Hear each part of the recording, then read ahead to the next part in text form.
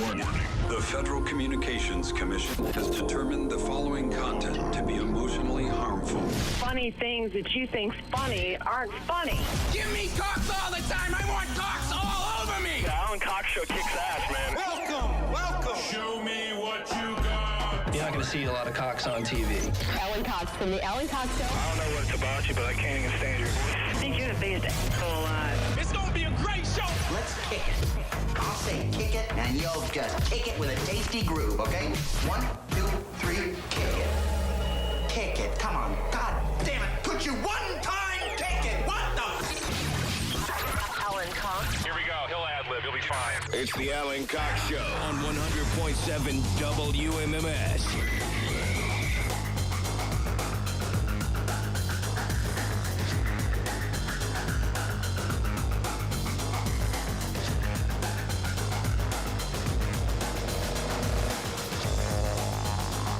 Hey, what's going on, gang? Good afternoon. Hi there. What's up? What's up? My name's Alan Cox. Thanks for being here. Happy Wednesday and all that. Say hi to William Scott Squire, Bam Bam Squire. He's right over there. Hey, creepy hugs. Mary Santora is in Midtown Manhattan. What up? Poundcake's here in Studio G. Afternoon, white people. Mary is living Poundcake's best life. Oh, you don't even know. There in the studios of iHeart New York. Cody, Every day she's got some new anecdote that is sure to make Poundcake's head explode. All of these people who Poundcake idolizes, he pays attention to their shows, even if he doesn't pay attention to the one he's on, and covets their careers. Mary's rubbing shoulders and elbows and any other in proximity body part she wants to rub with these people now. So I've had Cody's dream half hour. So I walk into the building, the big, there's other stuff in here, the main lobby of the big building, right? I walk in. What's the address there at iHeart New York? I think it's 155 55th Street or 125 55th Street. Okay. One of those. But I walk into the main building, and as soon as you walk in, what's sitting there? Free ice cream, courtesy of Haagen-Dazs, a hot chocolate station, and a hot apple cider station. The building just paid for us to have that. So anybody it's like who pretzel walks day through, on The Office. Yes, anybody who walks through, you can have whatever you want. 4 different flavors of ice cream, hot chocolate or hot apple cider, and then they have like cinnamon sticks and toppings and sprinkles and chocolate. Do you have a ring light? Because you look, I just bought a ring light. It looks You look gorgeous. I was so tired of people telling me how bad I looked. I'm not even kidding. I went on Amazon. You did, because every single day, multiple people told me how bad I looked on the live stream. Well, it worked because you look fantastic. I bought a ring now light. The live stream for hours. There it goes. Good. Okay. So I went and bought it. I literally, yesterday, 2 different people, one person in my DMs on Instagram and a person on the YouTube live chat was like, you look like trash. So I went on. You look great today. I mean, like. I went on Amazon and I got a little light. $15 desk ring light because I was like, I'm tired of this. I'm so tired of being bullied by these Lighting people. is everything. Yeah. Well, and it's like a dark, it's all just overhead fluorescent lighting. It's not going to look great, you know? So even if I'm not as tired as even if I don't feel tired, I'm going to look tired because the shadows are from above. Bill's purple lights do all the heavy lifting here because I like a studio really dim. Yeah. And that's not always great for lighting. Okay, it makes us look like not corpses. See, and that was the problem is that I always looked half dead. I also have makeup on today, so that works too. Oh, so it's a not little all bit. light. It's like eyeliner, barely. Mm-hmm. Okay. So I walk in, free food right away. Cody, I know I'm thinking of you the whole time. I'm like, oh my God, me and Cody would be gorging on this, right? I come upstairs. I got my little hot apple cider. I'm ready to go. And who do I walk in and see? Very first person standing at the door, Angela Yee, Cody's idol. Now explain to people Club. who Angela Yee is, Poundcake. A lot of people don't know who she is. Angela Yee she's radio royalty in New York. She was a part of the Breakfast Club for over 10 years, I believe. So it was DJ Envy, Angela. What, did they do like a black reboot like they did with the Honeymooners? The Breakfast Club, the morning show on Power 105. Not a movie. Okay. They replaced her with Cedric the Entertainer. Yeah, so it was DJ Envy, Angela Yee, Charlamagne the God, and then she went on. She left the Breakfast Club and went on to do her own show, Way Up with Angela Yee. So I'm just a big fan of that show. So I know her from that show. And Now explain to people what's great about that show. The Breakfast Club? No, her show. You said you're a big fan, or you meant you're a big fan of their show. The Breakfast Club, and I'm a fan of Angela Yee, so I will listen to her show when I have time. Sure, right. But it's on midday, and I used to be working midday, and I don't have a radio at my house, so I don't listen to the iHeartRadio app. And our urban station runs the Breakfast Club, right? They also Over run on her Real show as well. Yes. Yeah. Well, I think that was part of her deal with iHeart. She's like, you got to run my show, and she's still an employee, so you have to run that show on the radio station. She's still on Power 105.1, but she just went on to do her own show. So Breakfast Club is on from 6 to 10. I think she's on from 10 to 2. So she took someone's job. No, I don't think they had a spot. Angie Martinez was on Power 105.1 for a minute, but I don't know if she got fired or she left or medical leave. I don't know what it was, but that slot was Who's open on before us? Before us? Stansberry. Okay, just checking, making sure. I hear the. No, listen, I get it. He's paying attention to shows that interest him. I know. Like the Breakfast Club is not for us. That's not our. You know what I mean? There's a reason this station doesn't run the Breakfast Club.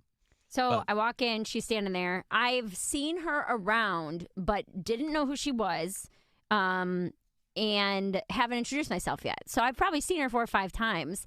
And I put my hand out. I was like, hey, I don't think we've met. My name's Mary. I just got here 2 weeks ago. And she looked at me like, there's no way you don't know who I am. It's kind of like the view that she gave me. Like, when Poundcake says she's radio royalty, that's because that's how they see themselves. But she is, though. I mean, that was the #1 urban. I mean, New York City is an urban area. It's #1 urban radio show in the city. Right. So she kind of like gingerly shook my hand and looked at me and was like, I'm Angela. And I'm assuming either people don't just walk up and introduce themselves to her, or she was not super happy that I was doing it, but she seemed very sweet. So I couldn't really tell. And Cody, you know more about her personality than I do. I think she probably assumed that if you work in that building, that is a huge show. Breakfast Club is like the #1 show next to She Elvis just Duran. got there, though, too. Yeah. But Poundcake, you understand what I'm saying? Like, this show's been on in Cleveland for 14 years, and there's people who still don't know what we look like.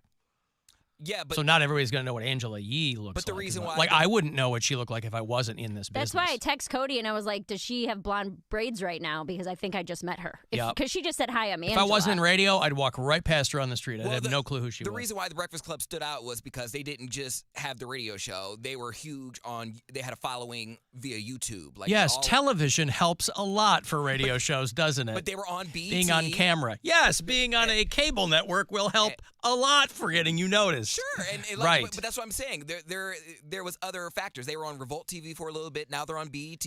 Right. So mainly, if you're broadcasting in New York, you would usually know who they are. But Mary has extenuating circumstances. She's in New York, but still broadcasting from Cleveland. So she's not trying to break into the New York market. Yet. That's right. It's going to be Angela and Mary pretty soon. It's going to be Yee and Santora. Uh-huh. Yee and me. Yeah. So Yee and me. It doesn't end there, Cody. Okay. Not only do I meet your radio idol, I go to say hi to Coaster Boy Josh, who you went to college with, correct? Did not go to college with. How did you know him? No, he used to be at iHeart Cleveland. Okay, that's what it was. He used to run the board for Elvis Duran, and then they hired him. So he does production for Elvis Duran now. I go, hey, what's going on? He goes, hey, free tacos on the sale floor. Oh, free tacos! So I walked Now down he's to excited. the sale floor, Uh-huh. and then I'm about to post. I didn't post it to my Instagram yet. When I say the kitchen was full, 3 different types of meat, every topping you could want, 3 different types of salsa, 2 cheeses. Yes, so I'm like loading up my plate with 2 little tacos. Nobody on that floor knows who I am. Rice, beans, everything. And then I come up, there's free cold brew, there's free pop, there's free everything, right? Y'all need to step up your game. Mary, I'm sorry. Once a year, we get a $50 Heinen's gift card, all right? So Actually, stop your flexing. It's $2.25, Ellen. So then, as my math works out, that's still $50. Well, the heat in our bathroom should be fixed sometime this week. That's so right. take that. Yeah, I was looking for Lysol wipes to wipe off this disgusting Mike condom, and no Lysol wipes. February will not show its face without us having human heat temperatures in the men's room. so yeah. So I walked in, I got my free apple cider, I met Angela Yee, I go downstairs, I get 2 free tacos, 2 free little cold brews, and then I come and set up my little ring light, and I'm like, man, Cody's about to be so jealous of me. Within 30 minutes, All tacos within and a half Angela hour. Yee and ice cream. What are they trying to make everybody in that building fat? These people are like trying to be on television. Why are they giving them tacos and ice cream? It's free exposure. Someone's probably going to What talk about it. Yeah, but you gotta. To your point, these are people. You know, the number one media market. If you're on the radio, you want to be on television. But not every person in that building wants to be on television. There's yes, they do. Of course they do. A lot of the guys don't look television worthy. Not if they're eating free tacos and ice cream Well, every day. sorry, New York City is expensive. The tacos were on the sales floor, to be fair. They weren't on the production floor, or the studio floor. So I think They're trying the to hide were, them from the talent. Yeah, they were for the salespeople. I love that Josh came and got you to Well, sell no, you those I went to tacos. say hi to him because I was excited. He was talking with a couple. I mean, it's the Elvis Duran corridor, so I'm assuming they also work on the show. And I went up to them with my free hot cider, and I was like, guys, there's ice cream and hot cider downstairs. And Josh was like, you're not going to believe this. There's also tacos on the 5th floor. So I'm like, what a day. Oh, Yeah. my goodness. Well, you need a protein. You can't We're just have doing hot it. cider and ice cream. So Yeah. Well, that's take that, exciting. Cody. We just got a text from Rob. The men's room right now is 42 degrees. Oh, my God. Well, it's like you said. You can feel the temperature drop Yeah, as you're walking you there. approach the men's room door. So bad. It's like a walk-in freezer. Yeah, it's like They're going to have to didn't put a even heater in there just so the toilets don't freeze. Man, it's like a restaurant freezer because of all the meat that's hanging in there. Hey. Yeah! All right, I got a break. Well, congratulations, Cody, on living vicariously through our own Mary Lynn Santora. Hey, if it was meant for me, it would be for me. So Good for you. I'm happy for Mary. That's right. All right, another shot for you to grab $1,000 is on the way. 2:30. Listen for that next keyword to grab $1,000 from the Buzzard bookie. This is the Alan Cox Show. Everywhere on our free iHeartRadio app or whatever smart device.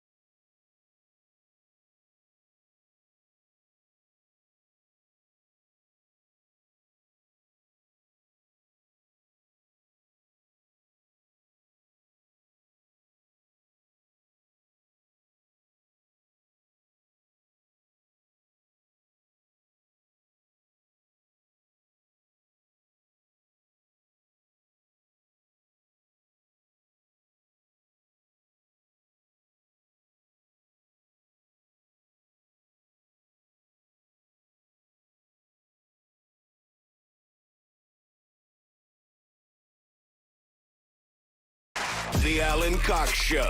On 100.7 WMMS.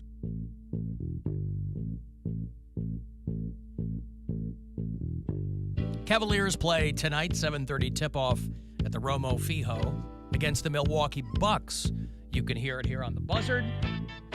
Listen on the iHeartRadio app.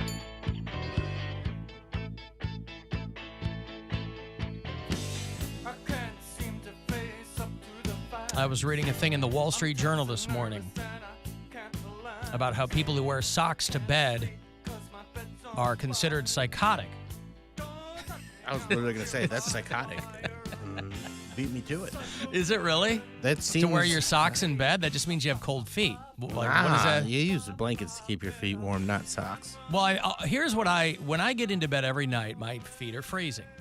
And so I put my socks on, but then my feet warm up. So every morning there's 2 socks by the side of my bed because I'll take them off my feet and I'll drop them on the floor next to the bed. But if your feet are cold, they're not going to warm up immediately under the blanket. You're going to have cold feet. And I hate people my wife always runs hot, so she loves it if I put my feet on. I hate if somebody puts cold feet on me or cold hands. Worst. I don't want that. They think it's funny or whatever. And I'm like, I'm an easygoing guy, right? Don't put cold feet on me. I don't want it. If your feet are cold and you're trying to warm them up, put socks on. Like I do, like civilized people. Because there's always these conversations about people go, well, is it unhealthy to do it? To wear socks to bed? Yeah, well, because remember when you were a kid, there was that urban legend that if you were sick, you covered your feet in Vicks and then put socks on in the morning, you were all better. That's what everyone is still telling me every time I get sick. It's I've never nonsense. done it. No, it's silly. It's some old wives' tale, that people still believe. Because probably one guy did it and felt better the next morning. It had nothing to do with that. They say believe women, Alan, so wives are women. Yeah. Well, but this whole thing was if you sleep in socks, you're a psychopath, and I just thought that was strange. I do not sleep I don't in understand socks. where that comes from. I mean, again, like I said, once my feet warm up, the socks come off because once your feet are comfortable, it doesn't feel good. At least not for me, it doesn't feel good. But they're talking about people who wear like thick wool socks. And, I have to be really cold to sleep with socks on. And I'm a person who sleeps in a lot of clothes. Like when Brian and I first started sleeping over, early in our relationship, he sleeps in just underwear. And I will sleep in like sweatpants, t-shirt, hoodie if I'm cold. I sleep in a lot of clothes. Cannot have my socks on. See, I would if I had my druthers, and I don't know where they went. I used to have druthers back in the day, but if I had them back, as a single man, I slept in nothing. But I have a wife and a child now, and I can't be getting up in the middle of the night if something's going on with my daughter and I'm buck naked. But we have the windows open too. So if I want to kick my foot out, it's going to make my foot cold. So there's all kind, and I toss a lot at night. I'm never one of those people Off? that I'm sorry? Toss off at night? I toss all night, Bill. Oh. Not tossing off. That's why he's so tired. I do that as soon as I wake up. I don't wear make me socks to tired. bed, but I do wear a 3-piece suit to bed. Freshly no socks. pressed. Yeah, freshly pressed. Yeah. There's nothing psychotic about that. He's got the tie. He's got the fedora. waistcoat. Fedora. But no socks. When I'm real serious about sleeping, I just put it over my eyes. And, Mm-hmm. You look like someone sleeping at a baseball game in the 40s. Or on a train. Mm-hmm. So, because everybody has their own calculus as to how to be comfortable. Because my wife runs hot, the windows are open because of that, and she has a fan on her. But I need to kind of kick my feet out. I get hot under all that, and so the window's open. But I'd never heard of anybody thinking that someone, just because they wore socks to bed, were psychotic. I mean, I'm sure that they're being hyperbolic just for social media purposes. Well, but it is nevertheless, uncomfortable. Like you said, it's not a comfortable thing to do. They say that they did some studies on this. The Journal of Physiological Anthropology. My subscription just lapsed, darn it. That young men fell asleep faster, slept longer, and woke up fewer if they were wearing socks. But they say that socks help lower your core temperature, and that helps you sleep. Oh. You're not supposed to sleep super hot. They say it's better to have things on the cooler side to keep you asleep. And so according to the Cleveland Clinic, ever heard of them? Nope. Chilly feet can raise your temperature by sending more blood and heat to your core areas. So, listen, I think when it comes to sleep, nobody's thinking about their health. They're just like, how can I be the most comfortable? And I'm going to do what makes me feel comfortable. And for a lot of people, like Mary, she's sleeping in a snowsuit. Yes. And for the rest of us, we're not sleeping in that much. Bill sleeps in a 3-piece suit. With shoes on, no socks. Shoes on. I don't think I sent you guys the picture. I sent Brian the picture. So the girl I'm staying with and her husband went out of town, and it was so cold the other night. How cold was it? 61 degrees. Oh, Did I tell you guys that? I Dude, think so, yeah. That's freezing. And they have split units, and I didn't want to use it, which is like it's heat and air conditioning in the same unit. They have one in my room, but I'm like, I don't want to jack up their electricity bill, like being here. But I'm like, but I cannot. 61 degrees is insane. That is so cold. That's like your heat got cut off cold. But I was like, I can't do this. And I used that split unit for the first night, and I turned it to 83 degrees. And I was like, I slept through the entire night. It was perfect. Alan, I believe in sweating it out when I'm sick. So last night I wore 3 hoodies, 2 pairs of pants, and 2 pairs of socks. And my girlfriend called me psychotic. I guess she's right. Well, if that's what you want to do, you want to sweat it out. You're still going to feel cold. Probably, if you're sick, under all that, still going to feel cold. And those cold, like when you are sick and you go from like hot to cold, that's the worst. Oof. I had those the week after Christmas. I had the flu. And that's always the worst symptom for me is fever chills, because it's like you're comfortable for a half hour and then your body's on fire. So then you have to take all your blankets off, and then you wake up an hour later, absolutely freezing cold. Layer back up, put a heating pad, all that. It's the worst. Well, there are other people complaining out west in San Francisco, I guess. I was watching a blurb about how Target and Walmart stores are starting to lock up more and more things, and people are taking particular umbrage to the fact that now they're locking up underwear and socks. See, I could see doing this in places that get real cold, because people are, I would think, more likely to steal those. But in San Francisco, it is a sweater town. It never gets real hot. But underwear and socks, they have them locked. And that's just the place where they have a ton of crime right now anyway, right? Well, they do, stuff that they need. They steal stuff that they could probably sell. You can't sell underwear and socks. Yes, the hell you listen, can. I think you can sell anything. The trouble is, in places all over the country, good luck trying to find somebody working there to unlock what is locked for you. There's a CVS on the corner that I've been doing a lot of my household shopping at, soaps and things.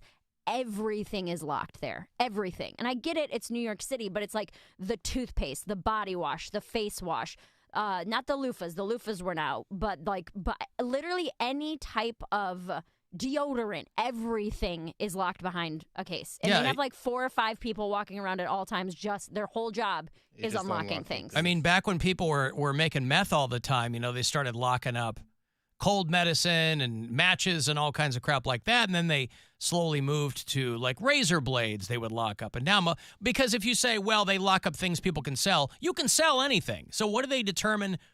No, they have to be going at their store's data and going, okay, here's the stuff that gets ripped off. So they must see people stealing underwear and socks.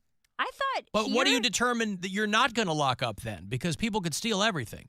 I thought it was a price thing because none of the snacks are locked up, but all of the cleaning products are. I thought it was maybe they lock up anything over $10. Well, for a long time, people were stealing detergent and things like that back in the day. They would run in there, and just grab 2 handles of Tide. Yeah. It comes to the point how ghetto does it look that they have to lock up the socks or whatever it is that they have under key. If I was getting socks right now, it would be very inconvenient. I'd be very upset. I got to call somebody to come open up the counter for me to get socks. That is crazy to know that the socks and the underwear are being put under lock. The cost will go up.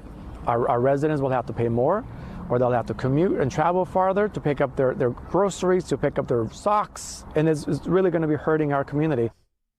Commute? Community. He said they're going to have to commute to get their socks and their groceries. Because they have to go someplace where it's not locked up. Oh, I thought he said hurt our community. Well, he did. It's going to hurt our community, but he said people are going to have to commute to get their socks and groceries. Because they're like, I can't go to the place where you got to wait for somebody to unlock them and go somewhere else. Yeah, well, listen, it's not a problem if there's somebody there to unlock it for you. What's going to happen is if people want stuff, they're going to steal it. You can't get in that. I mean, it's thick plexiglass. You could. It's just you like could break lucite. They're just gonna go in there and smash that. If you had like a hammer, it's not glass. No, I know it's like it lucite. It's like that thick.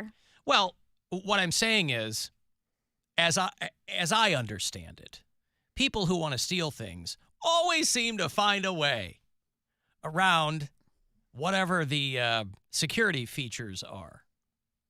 You know, back in the day, they go, well, compact disc, this brand new media format, we got to find a way people won't steal them. I know, we'll put them in long boxes that are bigger than the actual item. That way nobody will steal them because they can't get them out. And then Jinko's like, ha-ha, too Watch bad. this. Didn't even need Jenkos. They just put them in cardboard boxes. You'd grab it, you'd fold it in half, and you'd walk out with it. Then they go, well, that's not going to work. We're experiencing a whole lot of shrinkage here at Tower Records. And so they started putting them in long plastic spines.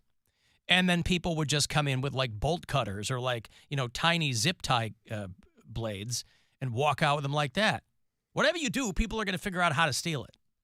I'm most But curious. if you can cut, but you're not trying to stop all of the theft. You're trying to slow it down.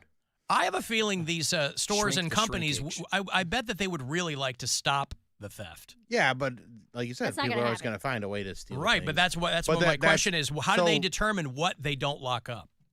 Well, by I thought it was by what's been price. stolen. Yeah, You might be right, but I mean, there's probably things that, are socks real expensive?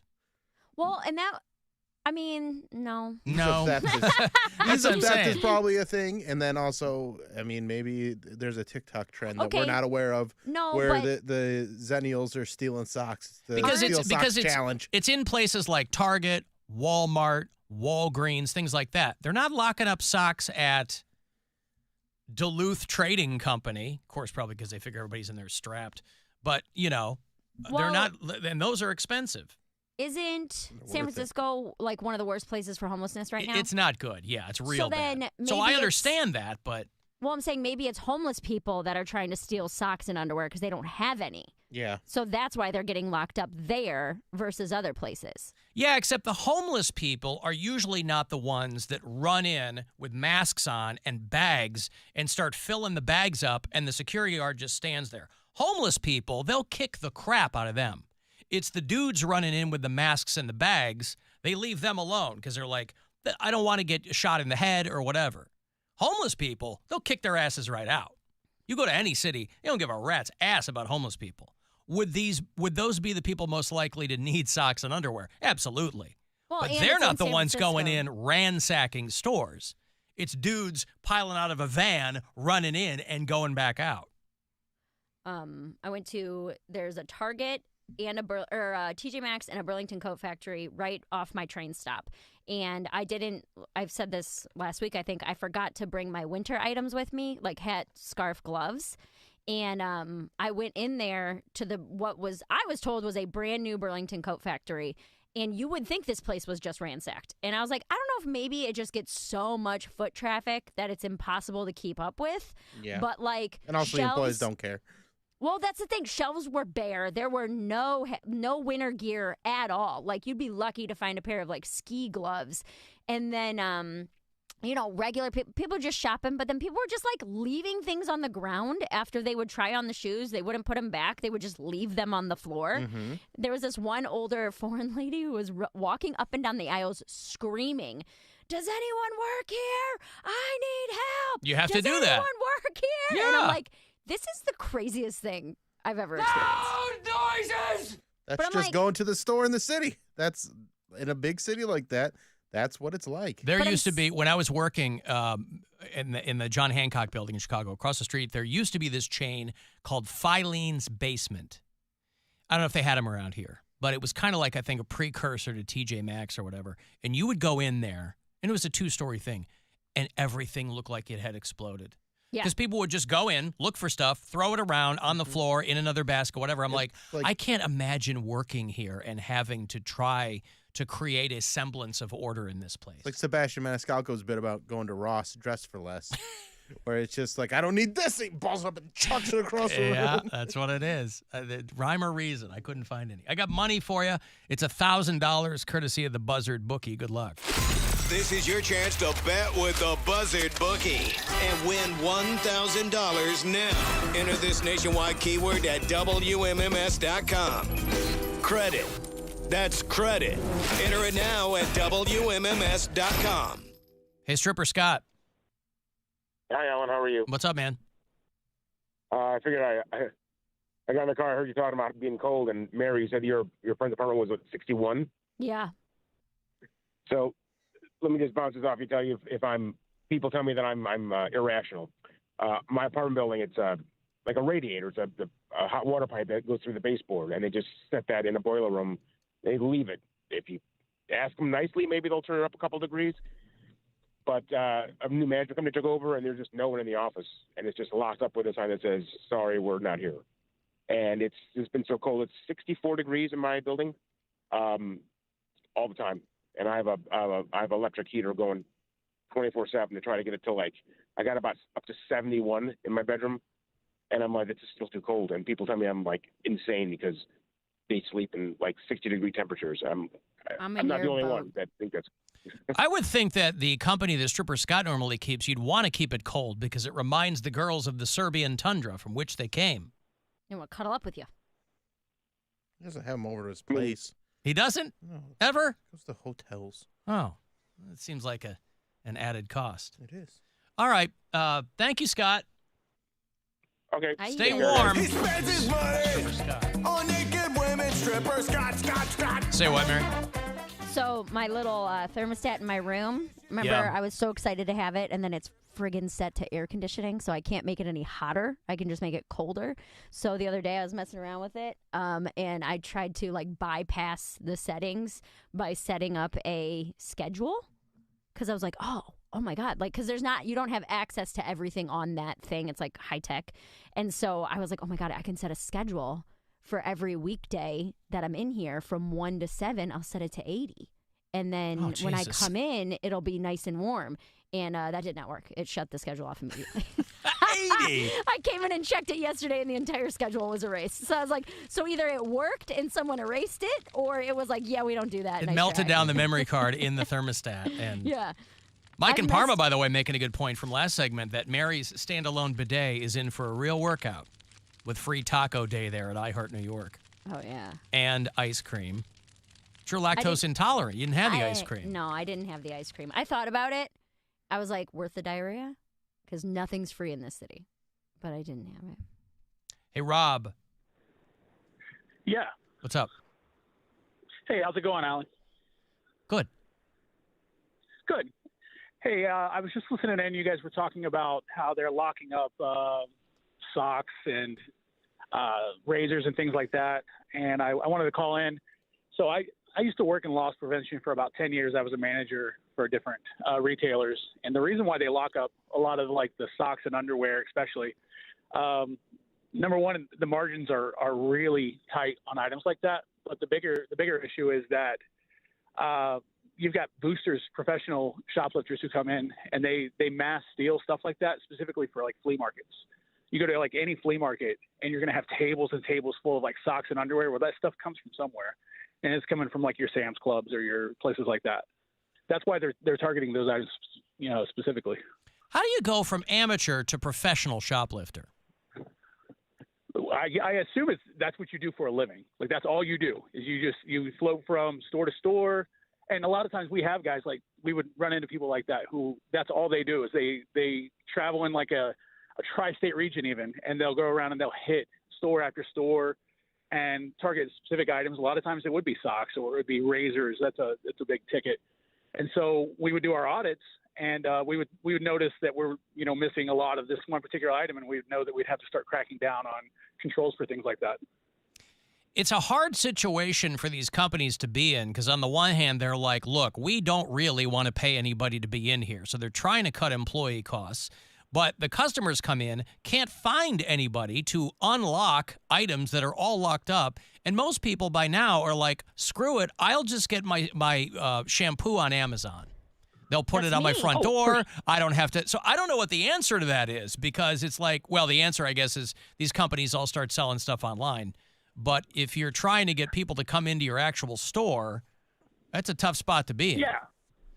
Oh, absolutely. I mean, with the way brick and mortar is struggling anyway, trying to compete with online, and then you've got, you're inconveniencing the customer, trying to get them to track down, some teenager who doesn't care, and he's got the keys, and it's a huge hassle. So trying to leverage, your shrink cost versus profitability and keep the lights on, it's a mess I don't want to be a part of anymore. That's why I always think about people who have to work in loss prevention in like a home improvement store. Because if somebody's ripping off socks and underwear, that's one thing.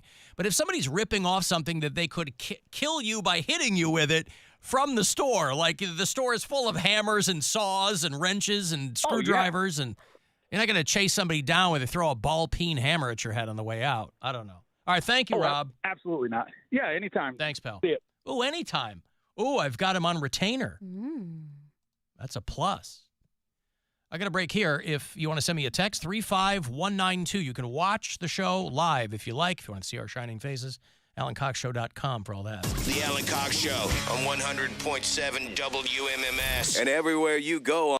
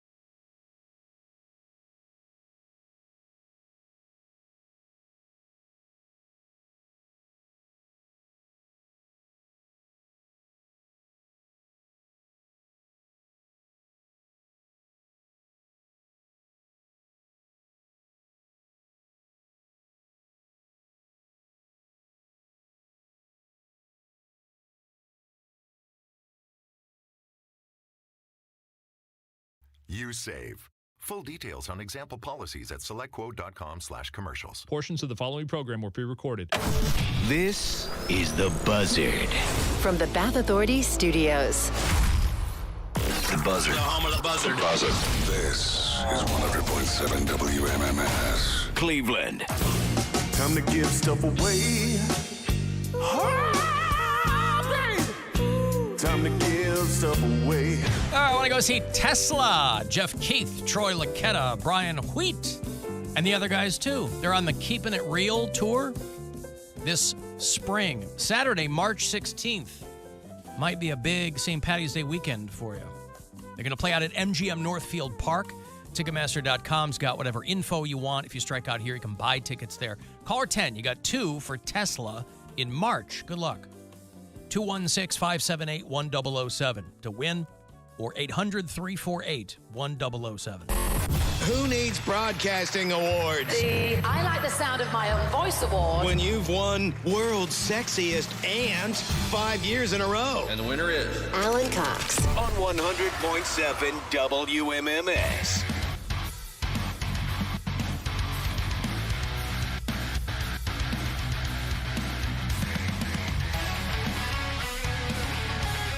If you're watching the show live at alancoxshow.com, thank you. Thank you also to Borbo Sullivans for assisting back there in the video department as well. The Cavaliers at home tonight to play the Milwaukee Bucks. It's a 7:30 start. 7 o'clock is when the pregame coverage will begin here on MMS. You can also listen in the iHeartRadio app. The Cavs have signed Pete Nance to a 10-day contract. He's just a kid from Akron who's been a standout for the Charge. The Cleveland Charge. Yeah. I think he did his freshman year at my alma mater. I think he went to Northwestern. And they fulfill the Cavs' Nance quota. Got to have a Nance every few years. So they signed him to a 10-day contract. What do you think you get for a 10-day contract? A few grand? Probably $5 million? No, nothing like that. What? Probably not, I mean, what's $5 million. the point of going then? I mean, it's probably. He's from Akron, and he's going to play for 10 days. Was that 2 games? Might be 3. Might be 3. All right. Well, there you go. Congratulations to Pete Nance, big Usually, number 8. What they'll do is they'll sign him to back-to-back 10-day contracts, and then they'll have an option to continue for the rest of the season. Mhm. So if he plays well and is a good guy for the team, then he might end up making the roster this season. Okay. But what will likely happen is they'll put him back on a 2-way contract. That means he splits time between the Cavs and the Charge. Gotcha. They can call him up anytime they want. Exactly. All right. 2. And that way he can play for the Charge and continue to develop. But if they have a need for him, they can go, hey, come on up, play for the Cavs, and get the call tonight. Well, by the time he's back with the Cleveland Charge, you'll be able to go see them. I will have Charge and Cavs tickets for you next week. Cavs are going to be playing the Kings on February 5th. One night before, the Charge are going to be at the Wolstein Center. So Pete Nance will be back with the Charge by then. Charge are going to be taking on the Delaware Blue Coats. Now, what do you think the NBA affiliate of the Delaware Blue Coats is? That's your minor league team. I'm guessing the 76ers. You're guessing the 76ers. Yes. Now, I guessed the Wizards, and I was wrong. And then I guessed the Boston Celtics, and I was wrong there, too. You are correct. Is it because the Delaware Valley, that's what they call that area near Philly? Gesundheit. Yeah, I mean, Delaware and Philly are pretty close proximity, and Blue Coats and 76ers goes together in a way, too. That's a historical reference. Uh-huh. See, I'm a dummy when it comes to history, so that would not have jumped out at me. I mean, aren't Wizards part of history, too? That was where my thought process was by assuming they were part of the Washington Wizards organization. Aren't Wizards part of history? Celtics definitely are. Yeah. Celtics, please. It's very annoying. But why is it Celtics? Because that's the word is not Celtics. It's evolved. It's evolved. It's Celtics. It's evolved. No, that's devolved, not evolved. Whatever. That's what it's changed to. It's the Boston Celtics. It's everybody says Celtics now. They've said Celtics for decades. Well, I don't. But why? I'm a standout. Why not? I can say what I want. And if I want to say Philadelphia 7-6 ERS, I will. The 7.6 ERS. But you're right. There's a room in that studio. I don't know, man. He's a Get me professional some free broadcaster. tacos and some ice cream. What was the ice cream?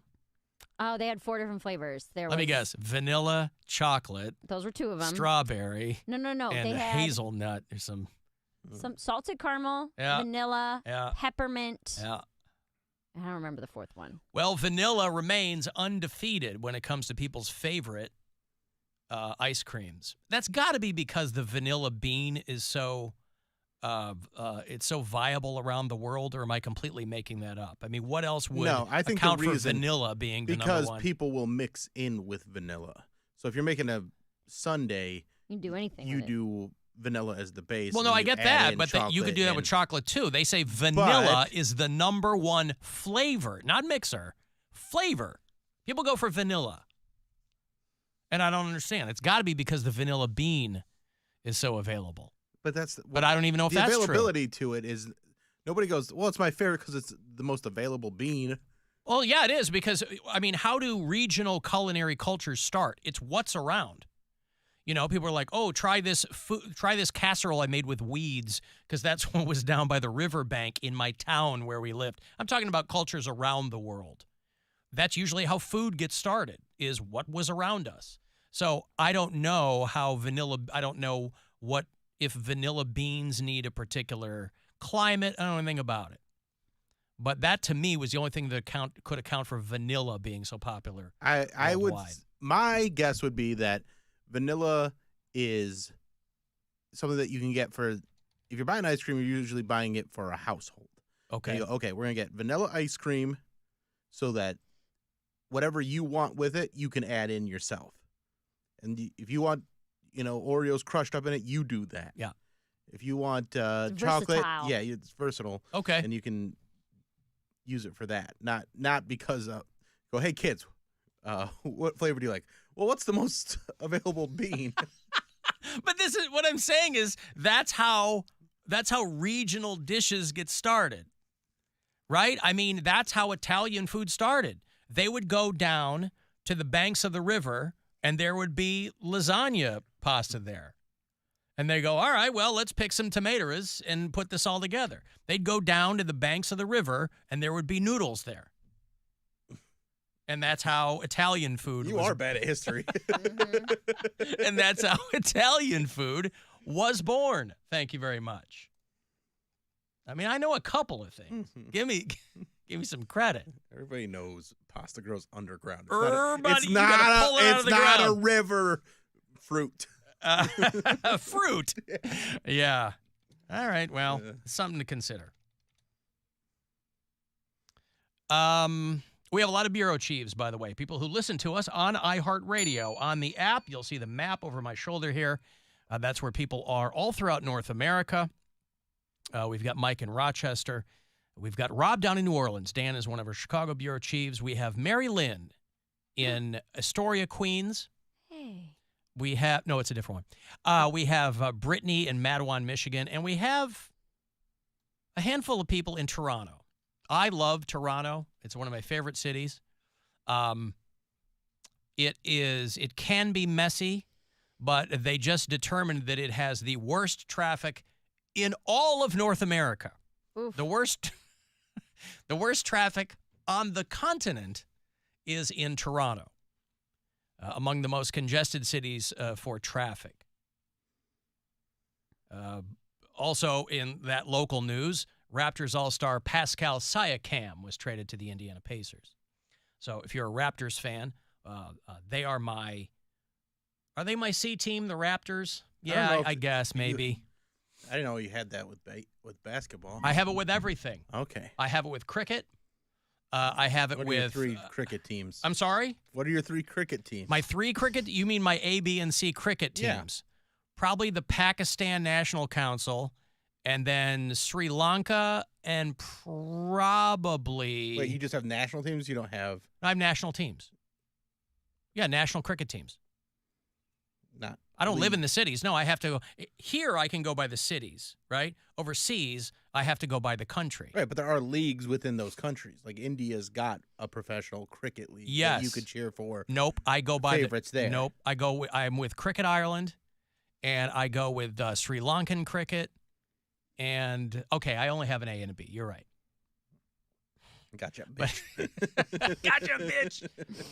But Toronto traffic. Now, if you've ever driven in Toronto, it never struck me as being, like, congested is weird, but it can be very circuitous to get around. There's something about Toronto that feels European in its streets. Some of them can be narrow. Some of them, so maybe that all contributes to the congestion. But they said that the worst traffic in all of North America beat out New York and Mexico cities as Toronto. I don't know if I believe that because we didn't really have. We've driven through Toronto to get to like our hotel, and it was a lot of traffic, but it wasn't like stop and go traffic. Like it was just a lot of traffic. Yeah, what are they measuring this by? Because LA's insane. Yeah. Atlanta's insane. New York City. I don't know anybody that lives there, but it's from what I hear. Not that bad. Really? Oh, okay. Oh, that's right. You're not. I keep forgetting you're not in Buffalo. I'm not in Buffalo. No. She didn't move to New York State. Yeah. Her mom had to tell me that. I thought she moved to New York State. She did move to New York Everyone State. was confused. Well, yeah. Yeah, I was confused too. But they say that in Toronto, it takes an average of half an hour to go about 10 miles.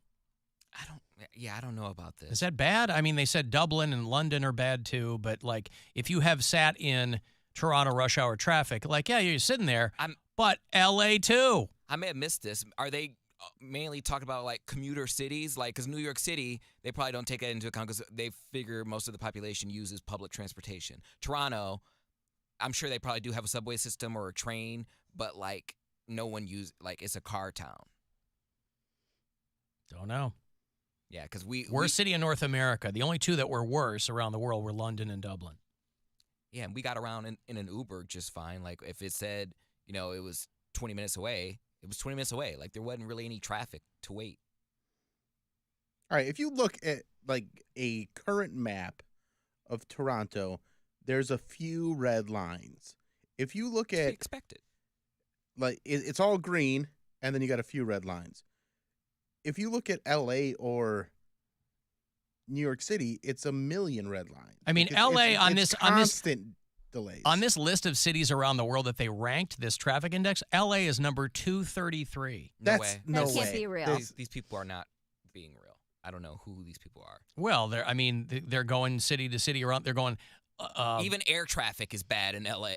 They're going Lima, Peru, and Bucharest, and Manila, in the Philippines, and Rome, and Mexico City, and Paris, and Geneva. They're getting pretty granular. I mean, there's a lot of cities outside the United States. I had a friend of mine who was like a working actress in LA, and she said that when she went to an audition, she left 2.5 hours before her audition, and she made it 15 minutes late. She was like, I'm only 15 minutes late. That's a win. I'm like, 2.5 hours? She's like, yeah, and it was only like, 10, 15 miles away. That's how early you have to leave in LA. And I was like, no way. I'm not made like that. Like, who wants to sit in traffic that long? Well, Highway 401, we've talked about this before. Highway 401 from Windsor to Toronto is the busiest highway in the world. Anytime they get really bad weather or, it just jams things up forever. But I don't know. I thought it was going to be London, Dublin, Los Angeles, Cleveland. Shows you what I know. Alan, vanilla is a base. You can make a chocolate, but you can't make chocolate ice cream vanilla. What? Yeah. Oh, you can make it chocolate. Yeah. You can put like Hershey syrup in your vanilla. Mm-hmm. That's what I'm saying. It makes everybody happy because you go, oh, if you want just plain vanilla, you got plain vanilla. But we can always add nuts or peanut butter or caramel sauce or chocolate sauce, whatever you want to it. Okay. It's not the kids going, well, what's the most available bean? No, I don't know. How do I know what kids in other countries are doing? They don't have all of the... We're spoiled here. They don't have all of the access to things. Kids are not kids. American kids are American kids. Kids around the world, they go, oh, my God, are we going to get to eat this week? There's places like that. They'd give their right nut. Hell, I'm like that now. For a vanilla. You're like that right now? Am I going to get to eat this week? You are an adult. Yeah. I got $13 left on my Heinz gift card. Let's see if I can make that work. Right. Well, the answer, if history is any guide, the answer seems to be consistently yes. No. Not at Heinz? When was the last time you didn't eat? What was the last day you didn't eat? I ate. You eat every day. I eat every day. Yeah. A full day? Yeah. I can't think. I mean, well, no, when I my had stomach the would be flu, in knots. you're not eating anything, or just not eating a meal. Just not eating anything. A day where you don't eat anything. No. I don't Like think Saturday, I've had this that. Saturday, I didn't eat anything. You didn't eat anything from the minute you woke up to the minute you went to bed. Why? I wasn't hungry. You're such a drama queen. How is that dramatic? I'm not hungry. It couldn't be less dramatic. Food is above me. That's how Wait, he no, perceives it, right? It's above him. It Stupid. couldn't be less dramatic. Food. He's above food. I'm above food. That's right. Stupid. That's what I said. This guy over here. He's like, this is me this week. I got $13 left. I'm like, there hasn't been a can't day. eat. Food's too good for me. Alan Cox can't have any food because I'm not worth food. That's just such a dramatic thing to do. Like, I'm It's just not not a gonna eat. No, I wasn't hungry. How he is wasn't that announcing dramatic? it. Hungry the He whole wasn't day. walking around announcing it to everybody. I just like everybody to know I'm not eating because I'm not hungry. I'm too good for food. I know this comes off as dramatic. Yeah. I know it's going to seem strange to you, Poundcake. I don't understand why you don't eat I don't understand eating when you're not hungry.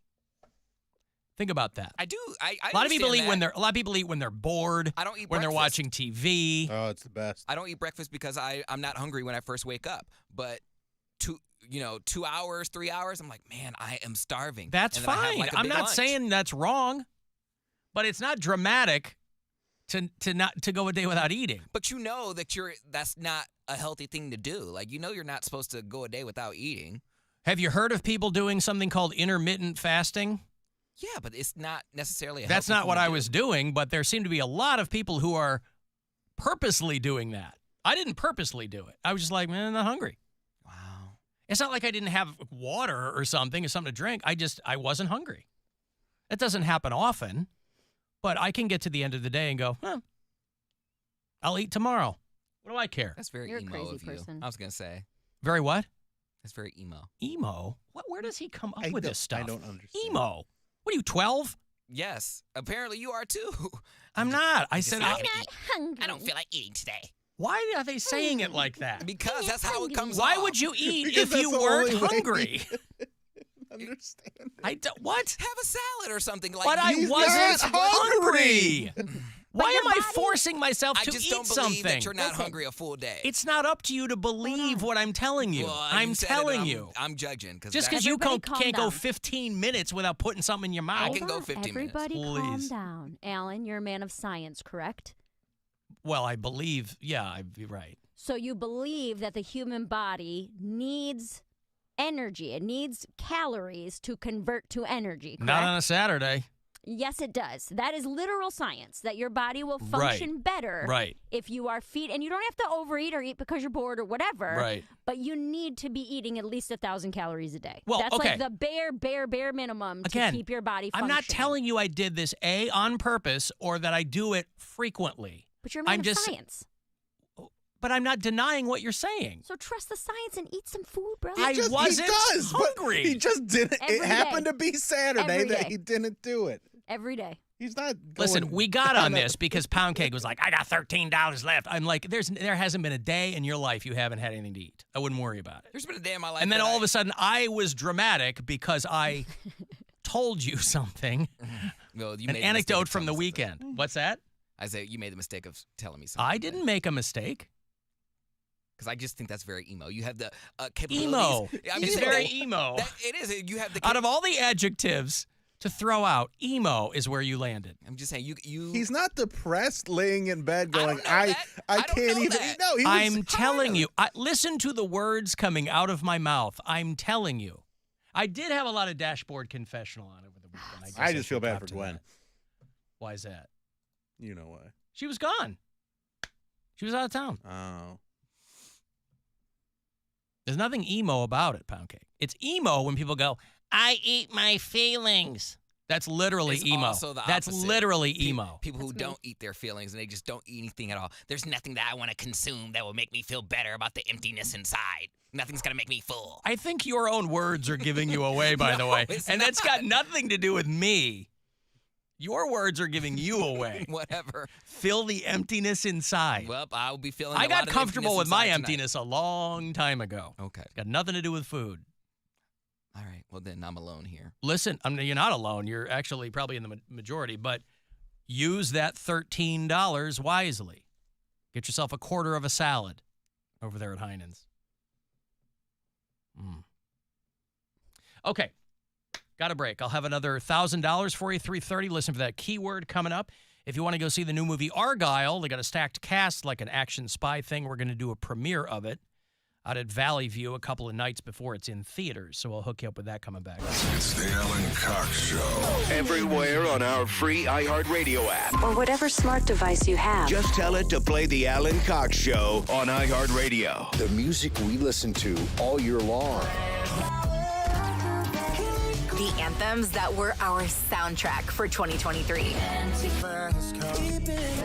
And the stars who made the songs we love will all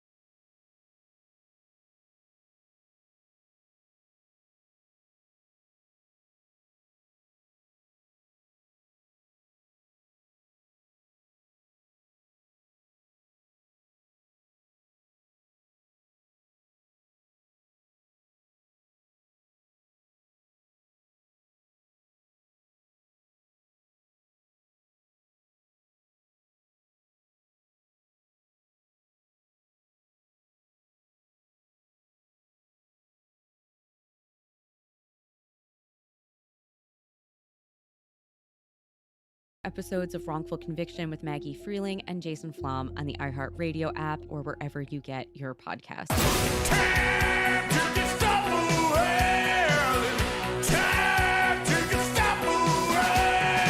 All right, you might have seen the trailer for the new movie called Argylle. Matthew Vaughn, who has directed the Kingsman movies and Kick-Ass and X-Men. I think First Class was his movie.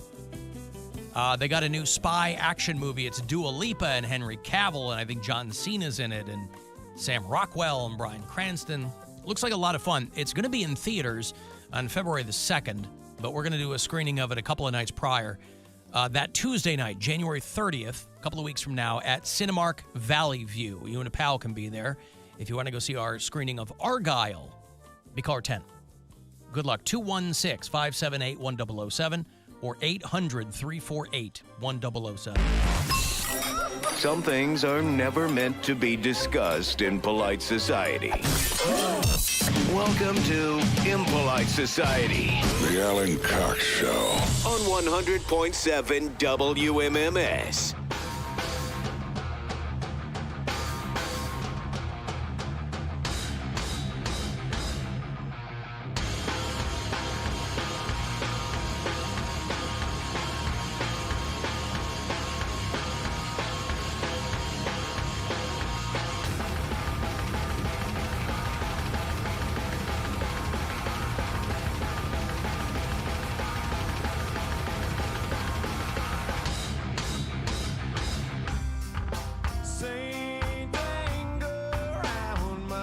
This album was 20 years old as of last summer. Metallica's Saint Anger came out. I love this record. I'm a lifelong Metallica fan. As soon as this dropped, everybody was pissing their pants because it sounded very different than anything Metallica had done before. A lot of people consider it to be Metallica's, well, no, Lulu is their worst album, but because the snares were pulled off and the whole thing, people were complaining that it sounded like Lars was playing garbage cans. I loved it. I thought it was great. It was their Pro Tools record. There's a lot of things on here that even 20 years ago, Lars was not going to be able to accomplish live. But it does, if you're a Metallica fan, Saint Anger was easily their most divisive record. I liked it. The songs sounded like they were slapped together. It was the rawest thing they had done in a while. Anyway, there's a guitar app. If you're an axe person, it's called Fender Play.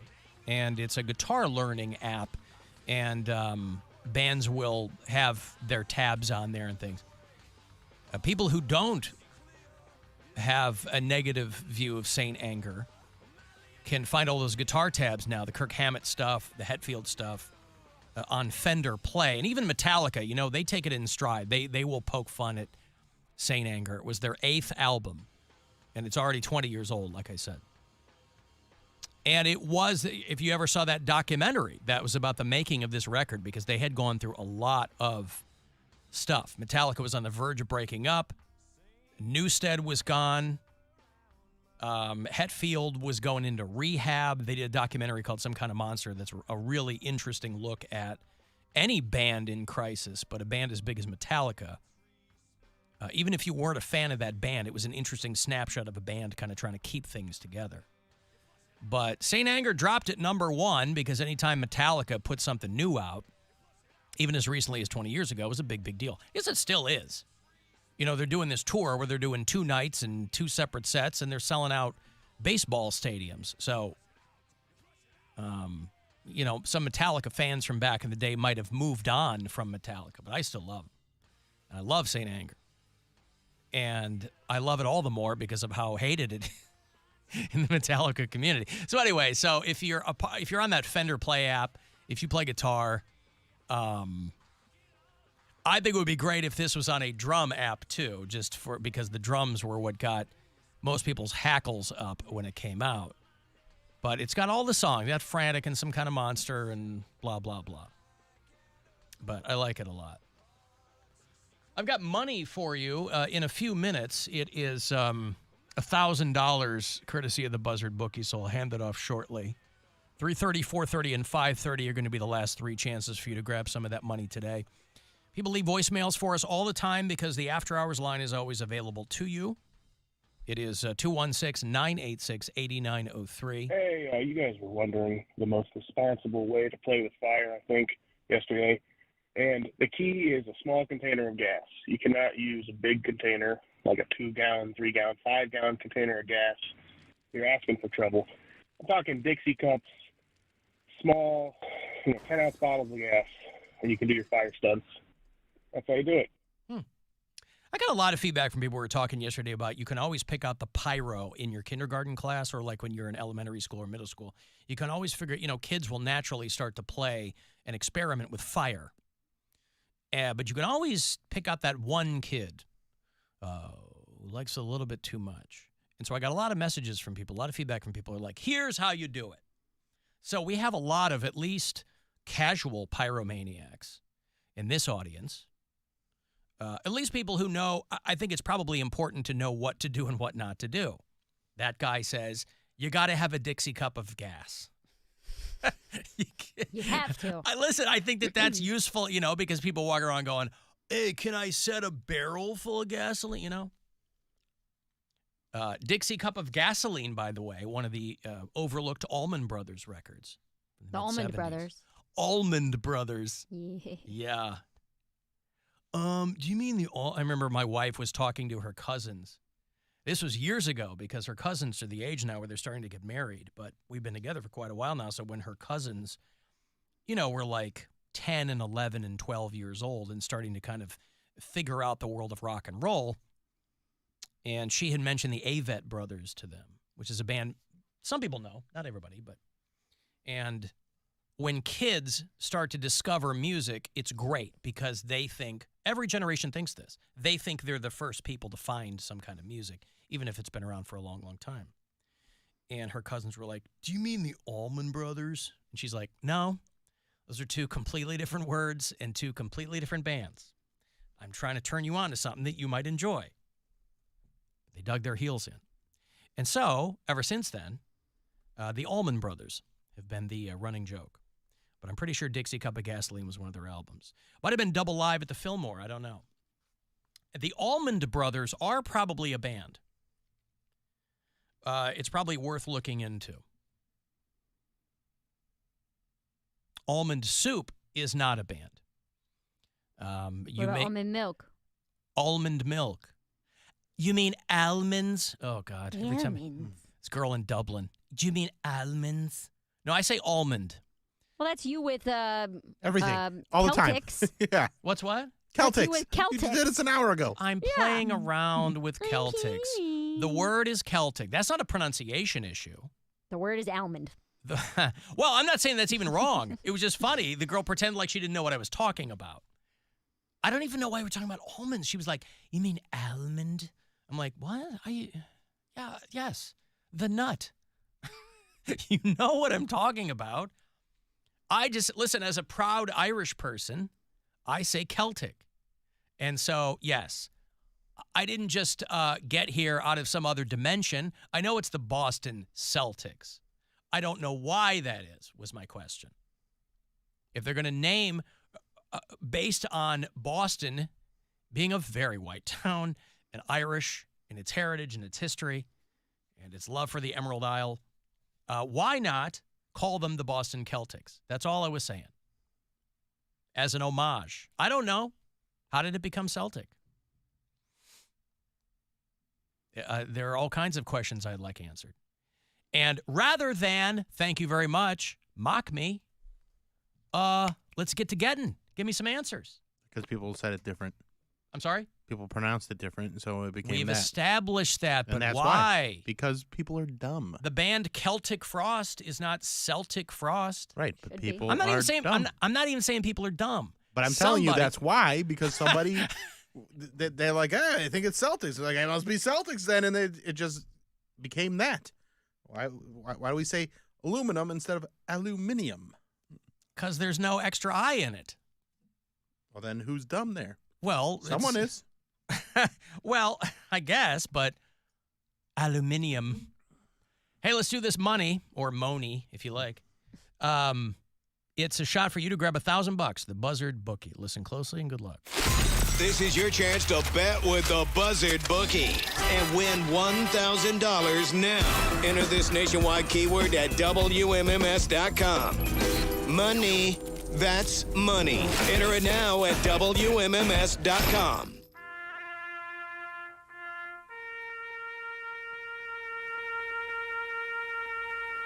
You want to talk about a part of American history that's going away. And not everybody might be hip to it because there aren't any around here. But if you've done any amount of traveling across these United States, specifically like in the Plains states, more towards the middle of the country, the more out west, you might have stopped at a gas convenience store chain called Come and Go. Mm-hmm. Oh, yeah, I've been there. Come with a K. Come and Go. Well, they've been purchased, and the name is going to be changed. So Come and Jizz and Go. leave. It's JIZ''M. Come and Go has came and gone. Has come and gone.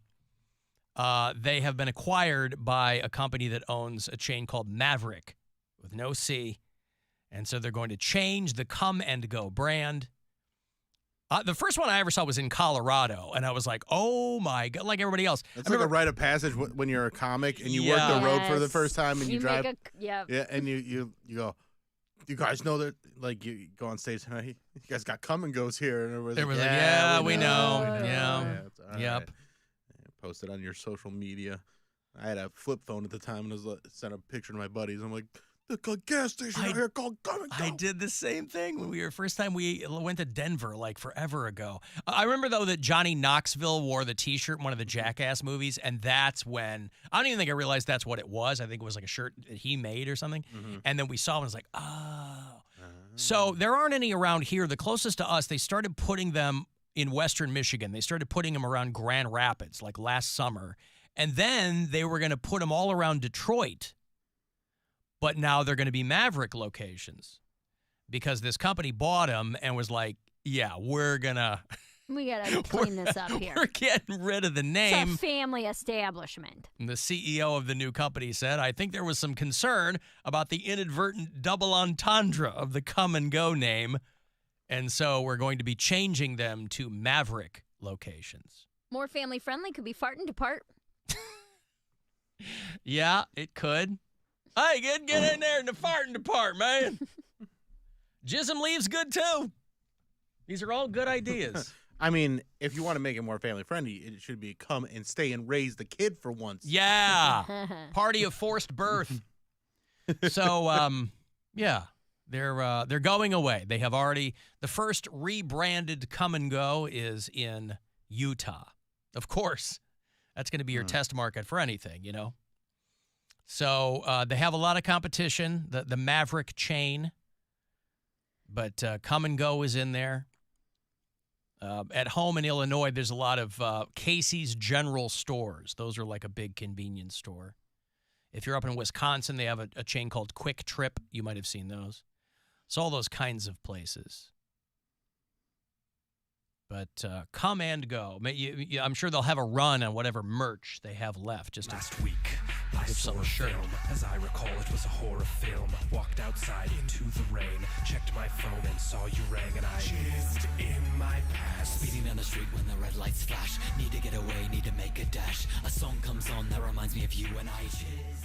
I'll tell you what. I'm already getting a text from people who listen to us on iHeartRadio and are lamenting these Come and Goes. Coming and going. They're very popular. Yeah, Alan, here in Kentucky, we have a lot of Come and Go. But do they have the gas station? Shoot and Scoot. They have that too. Yeah. And by the way, you know what you also have in Kentucky? You have a guy, and I'm sure if you live there, Nut and Cut. You bureau chiefs have already seen this. There's a Kentucky Republican who has introduced a bill. He has introduced legislation that would amend Kentucky state law to remove a person's first cousin from the incest law. this guy, your tax dollars at work if you're living there. The state representative introduced a bill where he goes, incest is illegal. Could we remove the first cousin from that? Conceivably, if you had sex with your first cousin, you would no longer be criminally liable for incest. He wants to strike first cousin from the list of familial relationships. They are the party of family values. This is a guy who won Survivor, by the way. This is a lot of people who run the gamut on reality shows. This is not unprecedented. You'll see people who spend a little bit of time on television, and then they go, well, I've got some equity in my name. People recognize my face. I'll just join the grifters. And so this guy, who was a lawyer in Kentucky, he won Survivor in 2018 and then ran for the Kentucky State House. After the Republican incumbent retired, this guy ran and won. And he's taking a lot of heat, even in Kentucky, that he's introduced the bill to remove a first cousin from the incest law. In Kentucky, they're like, it being illegal is what makes it hot. Yeah. Makes it more attractive. Yeah. I mean, Dave Attell's been on this side for a long time. He thinks weed should be illegal, and if you have a hot cousin, you should be able to bang her one time. A hot cousin. Mm-hmm. Yeah, see, I know a lot of people, that was a decision that they kind of had to really make, but I didn't grow up with cousins, so I never had to contend with that. But I remember all my friends were always hanging out with their cousins. I was so envious when I was a kid. They were like, hey, me and my cousin, we're going to my cousin. And yeah, usually it was like guys, but there were a couple friends of mine who had hot cousins. And they were always kind of trying to find a way to, I don't know, tell themselves that it wasn't going to be a problem, except you have to both agree to that. I mean, if she starts it, I don't think I can stop myself. Yeah. And it never worked that way. It can't be a unilateral decision. Every guy would want to bang his hot female cousin. But it usually is not going to go the other way around. I don't know. But they're in Kentucky. This guy's trying to do that. So if you're one of our bureau chiefs there and your family you might find yourself in that situation. I don't think I would. It's a moral dilemma. So, because, all right, I think of my cousins, and there are some cousins that other people obviously think they're attractive. They're married and stuff like that. I've never seen them that way. Because they're family. So I don't know if I would see, even if, I don't know. It's a weird thing, because when people are family, you just see them differently. Hopefully. I was going to say, yes. I agree. Yeah. I agree with that. Hopefully. Yeah, hopefully. My dad's side of the family, he was the only one who had kids. So I didn't have any cousins on my dad's side, but I had one second cousin. So it was my dad's cousin, his son, which I believe is my second cousin. We were the only two, he was the only cousin we had, and he and I were, I think, exactly the same age, or he might have been 1 year older than me. So anytime we were at events with that side of the family, he and I were hanging out all the time, and my brothers used to tease me relentlessly, saying that I had a crush on my cousin, that I was going to try to, sleep with my cousin, and they call me all these names and everything, and I'm like, he's literally the only cousin we have, and he's my age. That's why we hang out. Sure. Yeah, I think that anybody who's breaking out a family tree flowchart to see what they can legally do, you're kind of pointed in the wrong direction. You're considering maybe the wrong thing. It's like, that's the downside to all of this DNA testing people are doing, is people who find out they're related to someone that they didn't know. Some of these smaller communities or whatever, we've all seen these stories where a guy and his fiance find out that they're blood relatives. Maybe not cousins. A celebrity just did that. Kevin Bacon. Who is he He's married related to Kira Sedgwick? I think that they've been married for 40 years. It might have been just clickbait on Instagram, but I thought I saw that they recently did a DNA test and they have similar blood somewhere in their tree. Well, but you go far enough back and everybody's got similar blood. We all came from about 5 places. But I mean, it's these people that are if you find out that your families were intertwined in the 1700s or whatever, that's one thing. People go way back.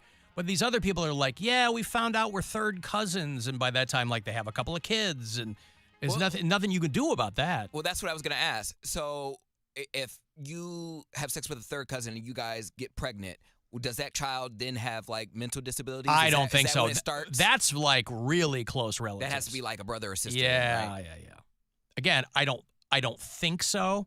But usually when they're concerned about that stuff, they're talking about like inbred people. It's just like their eyes are over their ears. I feel so sad for those people because there's people out there like that, and they didn't have any control on how they were brought into the world. Like they're an incest baby. Yeah, it's not their fault. But like, do they? Because then the parents probably get locked up after that. So then they're a ward of the state, right? No. Have you ever seen? Okay, there's this thing you can go down a rabbit hole on YouTube. I don't want It's I don't want called. this in my algorithm. You don't want this? Okay. Well, it's called. There's this guy who has this whole channel called The Soft White Underbelly, and he does one episode that went like wildly viral on a family called the Whitakers. Oh God, I saw which this. are supposedly the most inbred family in America. Yep. And Like they've Deliverance. They've done like multiple follow-up episodes of this family. Like the one dude is so inbred he can't talk. Like he's nonverbal.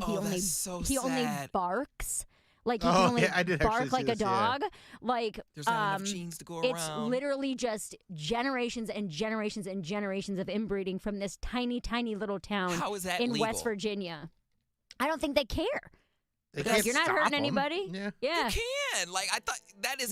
They're not enforcing that in West by God, Virginia. Right. And once someone's born, they can't be like, well, we got to destroy this Right. person. But like you stop the inbreeding. I thought that was the whole reason why there was incest laws is to stop. Like, yeah, they're outside the law. They're They're in, like, outlaws. They're literally tiny- outlaws. Little, I can't even remember the name of the town in West Virginia, Why but would it's they like wanna- some real tiny little podunk town. Why would you want to continue that? Like I don't think that they have a choice. It's where our they're turn. Like, We gotta do it. My sister's looking real good right now. Google that, put I it into YouTube. Just to look at the family. And when it's like, I don't think they're having a lot of Poundcake's choice. going to see one of them and be like, oh, that one's hot. No, the Whitaker. Skeleton-faced white boy that can't, that's nonverbal, just barks. Hot boy. I like the way his nose is down by his chin. My God. This is what I mean. It's so sad, dude. I can't. Yeah, dude. Let that be a lesson to you. Don't have sex with your siblings. Noted. All right. I mean, your siblings Well, are all right, boys. but don't procreate with your siblings specifically. That's right. Get that pull-out game strong, son. I got a break. If you want to send a text, 35192, you can watch live if you like at alancoxshow.com and listen anywhere on the iHeartRadio app. Rover's Morning Glory. Here's a guy who was 5'8", spent $175,000 to get up to 6 feet tall by stretching his bones. He looks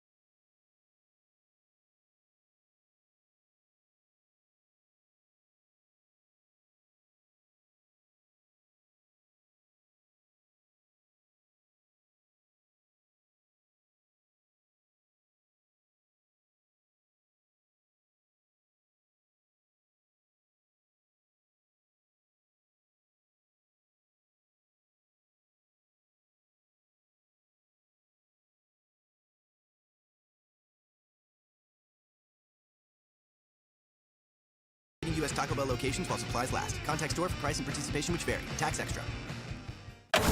This is The Buzzard. From the Bath Authority Studios. 100.7 WMMS, Cleveland. Call the Alan Cox Show. Girls, this is your opportunity right here. A nice boy, let me tell you that. 216-578-1007 or 1-800-348-1007.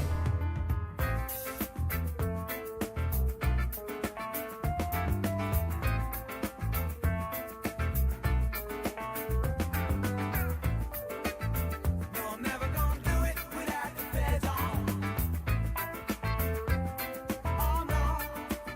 35192. Want to send me a text? You can watch live at AlanCoxShow.com if you need to email me for anything out. Cavaliers are at home tonight. You see, Decky Milojevic died? The assistant coach of the Golden State Warriors had a heart attack at dinner last night and died. That's crazy. Jeez. Steve Kerr's right-hand man. He was like a big deal. He was the guy that kind of turned Jokic into who he is. They were in there. They postponed their game tonight. That's crazy. Warriors were going to play the Jazz in Salt Lake City tonight, and they canceled the game. They were having dinner last night. He was 46.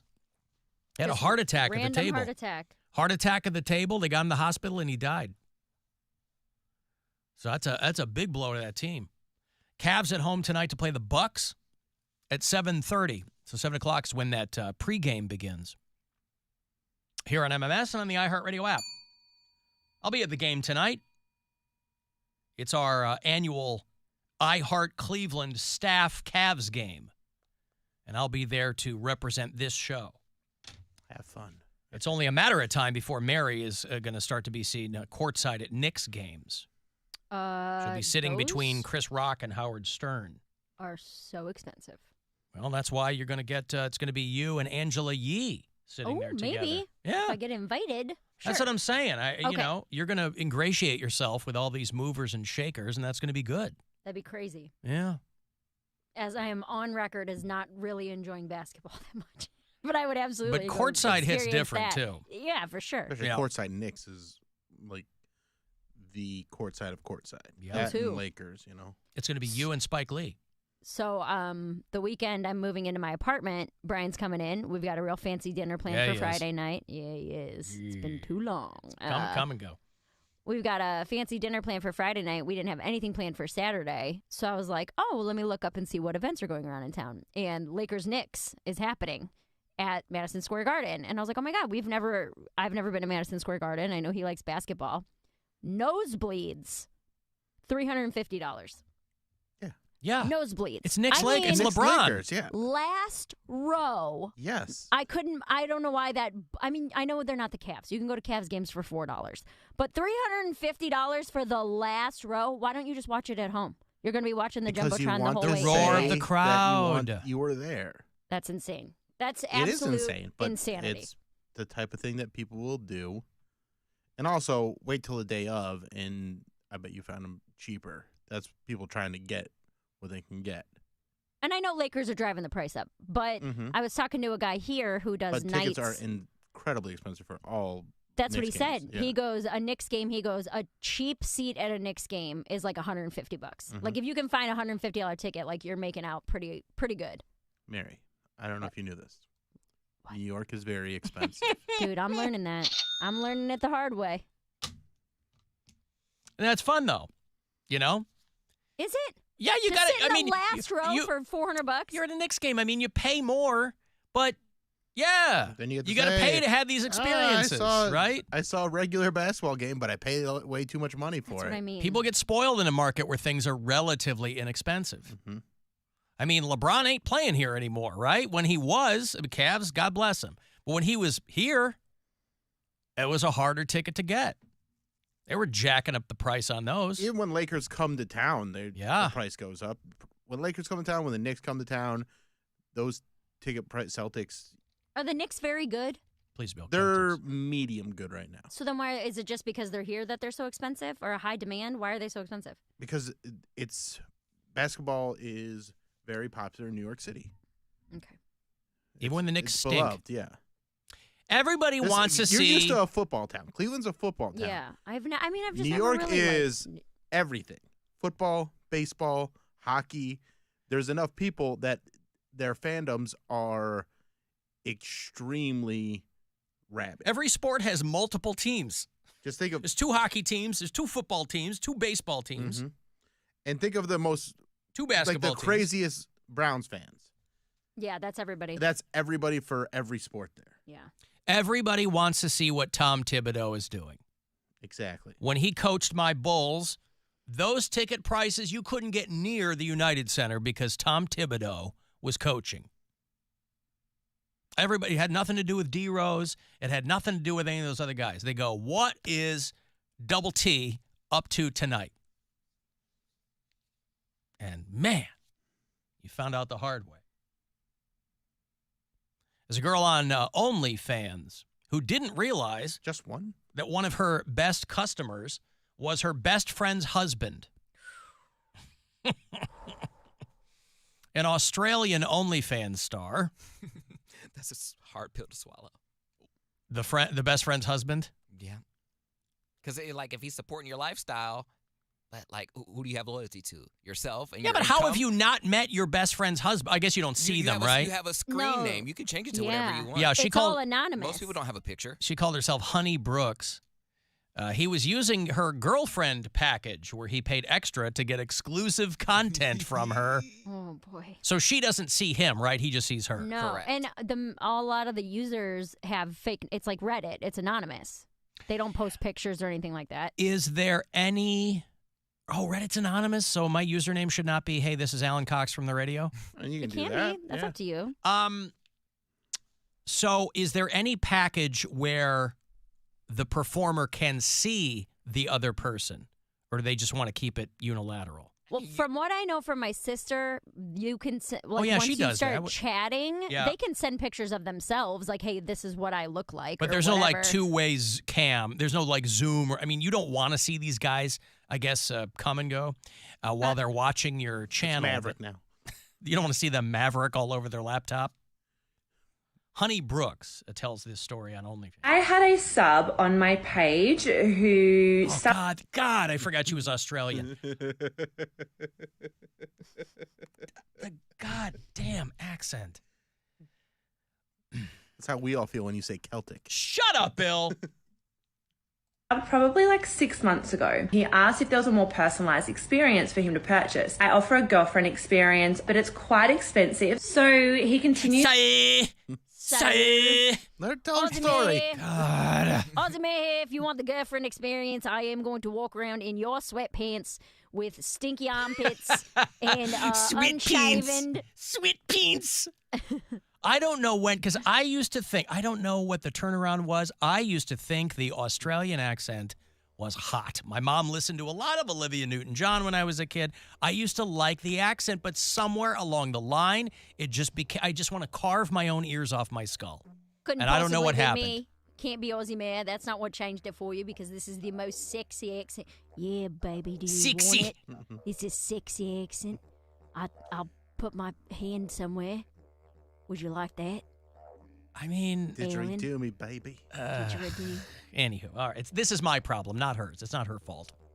who subbed probably like 6 months ago. He asked if there was a more personalized experience for him to purchase. I offer a girlfriend experience, but it's quite expensive. So he continues with that package for like 3 months. He stopped messaging me because his wife found out. His wife, that is one of my best friends, and I've met him multiple times. Like, we literally go out on family dates. This is my wife. His wife? So what do you do in that scenario? Well, I mean... The relationship is tainted forever. Yeah. Like, my husband now knows that I now know that my husband desires my best friend more than me. Well, the headline was a little clickbaity because the headline, the story has been going around for a couple of days, was, I didn't know I was having an affair with my best friend's husband. And I think that's a very, very broad use of that word there. She's an OnlyFans girl. Didn't know that the guy she couldn't see the guy. Like you said. This is on the dude. Yes, like, of course. If I were she the didn't best know. friend. Yeah, she was just making money. Yeah. But then you got to assume, though, because, again, like OnlyFans, unless you have a platform, it's going to be hard for people to know who you are and to be seen. So you're going to get seen by people you know first and then branch out. So she should have assumed that family members or people she went to school with or her best friends, boyfriends, and husbands would have followed her. Yeah, it's pretty wild, though. It is funny, though, because as she describes it there, she's like, it's basically being your girlfriend.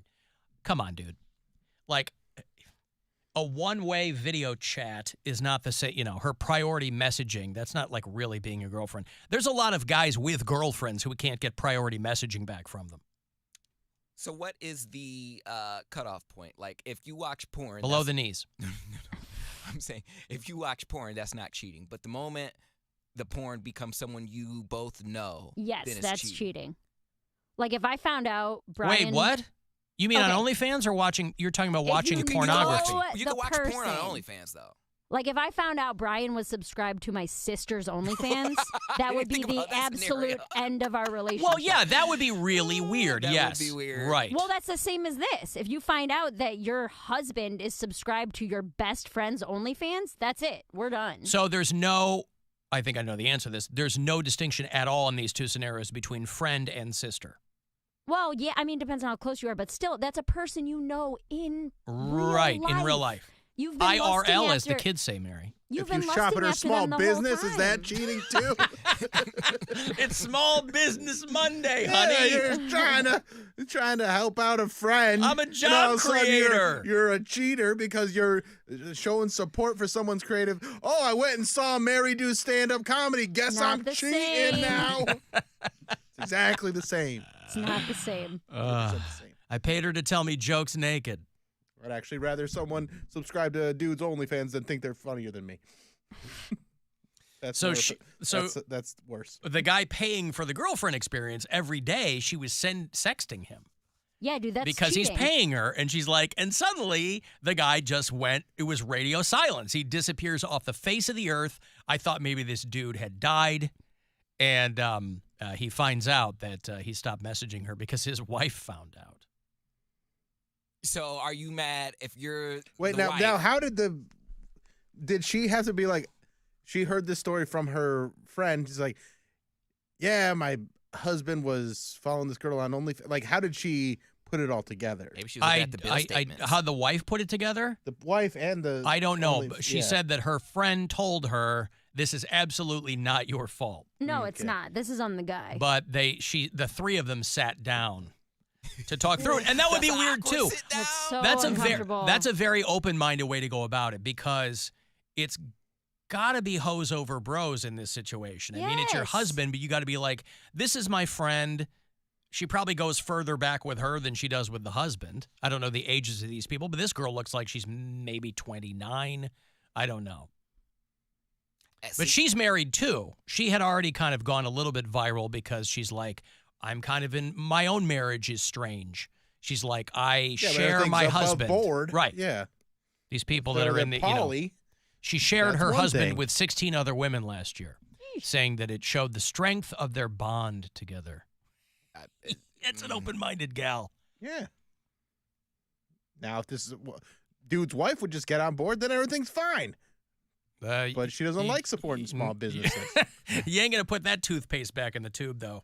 Who needs to? You kind of have brush to your teeth. Yeah. If you get to a point where your OnlyFans is so popular where you have to hire an assistant to answer all the messages, like, you've made it. Like, you're like, my OnlyFans is jumping. I have to have an assistant. I got someone who posts my content and someone who reads all my messages and plays with all these Speaking men of weird messages, I got a message from a soccer player that has 1.6 million followers. And I don't follow him, and he doesn't follow me, and it just says, "Hi, Bill," at 10:26 a.m. this morning. On Instagram? On Instagram. It's a bit, or it's a bot, probably. It's a bit and a bot? A bot. It's a real person. I understand that, but even those Might have gotten accounts hacked. have bots. Like they probably hire a agency or something. But and what? Sports maybe. And I don't follow soccer at all. Who's the soccer player? Matthias Martins. Yeah, I get stuff like that, but I don't Like even check to see who it verified. is, so I wouldn't know how many. I'm just like, I don't know who this person is. I just saw the Delete. blue check mark and I was like, what the hell's going on with this? Net worth. That's weird. Net worth, of course. Oh, 2.5 million. It's a bot, dude. We're not talking no real money here. What do you? Matthias Martins is a Brazilian footballer. Mm-hmm. All right. It was just weird. Yeah, well, I don't know. Did you write him back? Hey, Matthias, what's going on? Do you want to? How's the game of football happening? Do you call it soccer or football? I asked if he felt like you should support small businesses or you should label someone a cheater. Does he know how to cheat respectfully? Is this cheating respectfully No. in this scenario? This is someone you know. I feel weird about OnlyFans in general. To be 100% honest with you, if you're like watching porn on Pornhub or whatever is different than like subscribing to a person, paying them money to talk to you, to send you specific videos and pictures just for you. I don't like that. But not everyone does that. Well, and some people But think if you were, some if people you think were. she made this up to pimp her channel too. So I mean, there's a possibility of that. She's always every so often dropping stories to get people to pay attention. But again, she doesn't look like somebody who would need help with people paying attention to her. I'd say, but there's a lot of pretty people on there. So whatever you can do, You need a hook. to get people talking about you, get stories out there. Brilliant. Is your sister Good for making her. money? She's a librarian, so not really. Oh, Mary's. Doesn't matter. Is Mary's sister making money? Is she She's still doing all it? right. Yeah, she's still doing it. You can go out there and find her. I think she does it like the first couple months was like all of her time, and now it's more of it's slowed down a little bit. She's definitely It's kind of still more does of a it and hobby posts- now. Yeah. Yeah. Well, I figure once you kind of get it up and running, and maybe if you're lucky enough to get a handful of regulars, Yeah, that seems like more of what it is. But I mean, by all means, go throw her $5 a is month, you know? anyone paying for her girlfriend experience? I was gonna say I'm surprised she hasn't come out with a sugar daddy yet. She gets stuff sent to her a lot. Like she has an Amazon wish list, and guys will buy her things off her wish list as like a tip or whatever. You You should know? throw some like peas and stuff on there for you. I know, groceries. I need actual Whole peas, Foods guys. gift card. PEA is what I'm looking for. Yeah, that was reading about a girl on OnlyFans who's a farmer, and she gets all these haters. I think the comments people leave her is funny, though. Brittany Woods is 29, and she is a farmer. And she posts, she does stuff on OnlyFans, filming herself wearing a bikini, like she's milking cows and she's driving tractors. And she said, I get a lot of criticism from people, things saying, nobody would wear that on the farm, which I think is a great criticism. Hey, I'm a farmer, and I wouldn't wear a bikini on the tractor. She dropped out of college, and she's making six figures, she says. And so she's very happy. I get a lot of hate from women, she said, as they point out that that's not what you'd wear while working on a farm. But these women subscribe to her unless her channel's free. No, she'll promote on Instagram. Oh. And get all the comments of people. Like here's another thing. If you want something to go away on social media, ignore it. Don't engage with it, because all you're doing is boosting them in the algorithm. So if you go on this girl's page and you say, no one would ever wear that, all you're doing is helping more people see it. They're monetizing you being a pain in the ass. Yeah. It's why you'll see people posting things that are quantifiably incorrect. Yes. Because they'll go, 5 + 5 is 15. Tell me I'm wrong. Tell me I'm wrong. Or when people You're are so making stupid recipes, they're like, oh, okay, here's a recipe your kids are going to love. And they make a ball of macaroni and deep fry it and then crust it with Oreos. You're like, my kids wouldn't want to eat that. Yeah. The engagement is what makes the money. There's so many. Trolling. There's You no know how such. many- That's literally no such thing as bad attention on social media. How many videos I've gotten sucked into where they promise me some like huge reveal, but it's like an 11-minute video, and I'm so annoyed because I'm like, I want to watch if there's going to be this reveal, but it's like some lady horribly making a cake. And it's And then they'll like open their fridge and there's like a bottle of bleach in the fridge to get people to comment, to be like, why is there bleach in the fridge? And I'm like, man, I've fallen into those traps Really? many times. Yes. It's like all the people posting like not workout videos, but like, I'm going to show you the way but first, let me tell you about this. Yeah. Later on in the video, I'm going to show you the 2 ways, but first, 15 minutes later, you're like, this son of a bitch isn't going to tell me anything. You got me. You rake. You rogue. I got more money for you. That is no joke. $1,000 at 4:30. It's the next keyword from the Buzzard Bookie for you to grab some money there. If you want to go see Static X and Seven Dust, they're going out doing a co-headlining run. Always awesome when those guys are here. It's next month at the Agora. I'll get you those tickets right after the break. The Alan Cox Show. On our free iHeartRadio app and your favorite smart device.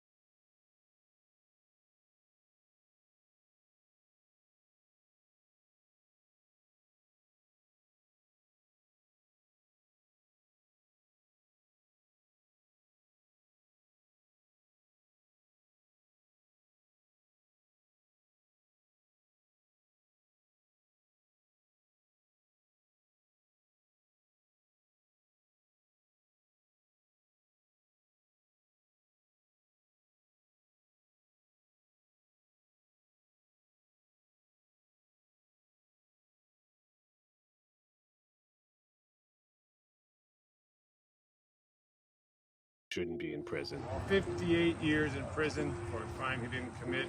So glad you're home. If you want to be part of this work, listen to Wrongful Conviction. The podcast where we hand the mic to innocent people to hear their stories. How do you send someone innocent to prison when you know I didn't do this? Listen to new episodes of Wrongful Conviction with Maggie Freeling and Jason Flom on the iHeartRadio app or wherever you get your podcasts.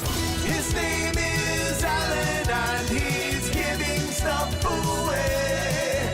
All right, I always love it when Static X and or Seven Dust are in town. Next month, they're both going to be here, co-headlining run with Dope and Lines of Loyalty. It's going to be a good one at the world-famous Agora. Thursday night, February 22nd. AgoraCleveland.com has got all the info for you. You can win this pair here. I'll see you there. Static X and Seven Dust in a few weeks.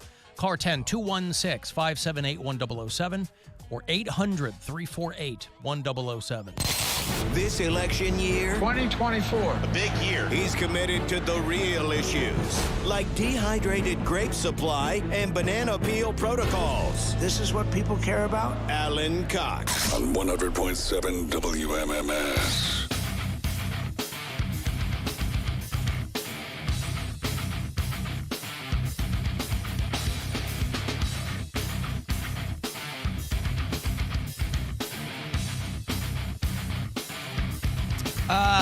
Yeah, okay. Got more money for you in about 7 or 8 minutes. 4:30 is going to be the next chance for you to grab $1,000 courtesy of the Buzzard Bookie. So listen for each and every one of those keywords. This is your penultimate keyword today. 5:30 is going to be the last time that you can win some money. I think we're going to have Sonic Temple tickets for you in the next few weeks as well. Cypress Hill is doing Sonic Temple. They are on one of the side stages the first night of Sonic Temple, but maybe you just like Cypress Hill on their own. They're going to do a quick tour too. And $1 of each ticket sold goes to a national nonprofit called the Last Prisoner Project. Cypress Hill is doing the We Legalized It tour. So, yeah, you could see them at Sonic Temple. If you want to go to Columbus and see them, if you just want to see them, you'd have to travel a bit to see them. You'd go to Chicago or Detroit in April, but they are doing Sonic Temple mid-May. Doing a handful of, they're on a bunch of festivals, but I love Cypress Hill. Even if you don't, can you like Cypress Hill and not smoke weed? Probably. I mean, I only learned about Cypress Hill back in the day because we were all getting high. And if invariably there's going to be somebody in your group that fires up the Cypress Hill. But, because there were other, weed-centric bands I wasn't into. I could never get into Cottonmouth Kings. I could never get into a lot of bands, but I always dug Cypress Hill. So they'll be kicking off their thing soon. But again, like I said, they are one of the 4 billion bands that are playing Sonic Temple in Columbus. And they'll be there the first day of the whole thing. But a ticket for their tour, if you were to go, I don't know how much the tickets are, but they'll pull out $1 and give it to the Last Prisoner Project that supports the efforts to reform the criminal justice system through progressive drug policy, which is something that I feel like a lot of people can get behind. Cavs play tonight. They're here at the Romo Fijo. They're going to be playing the Bucks of Milwaukee before they hit the road, because I think they're going to be headed to Atlanta.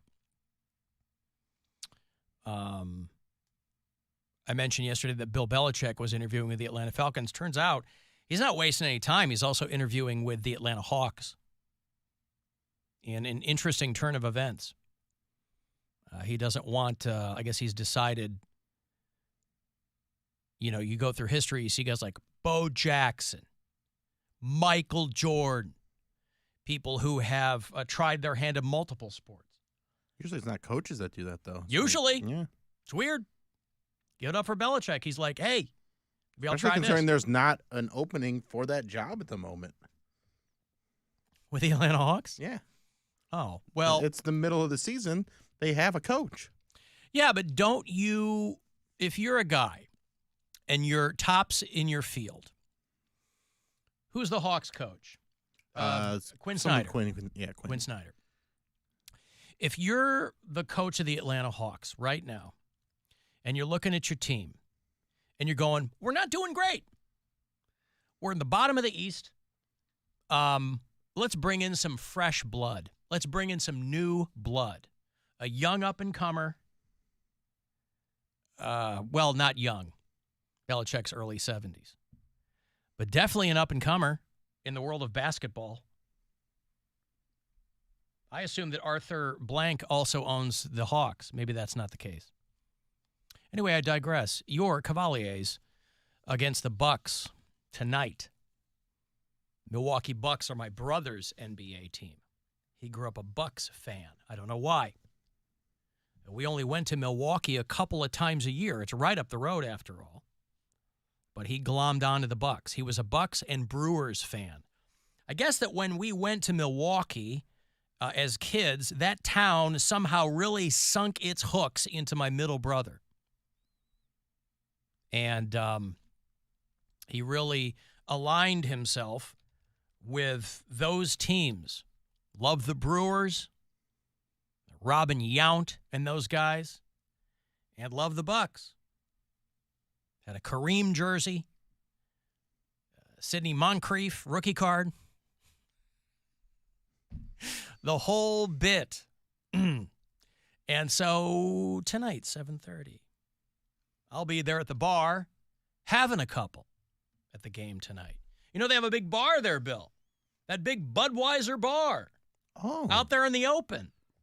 Right there at like that mezzanine level.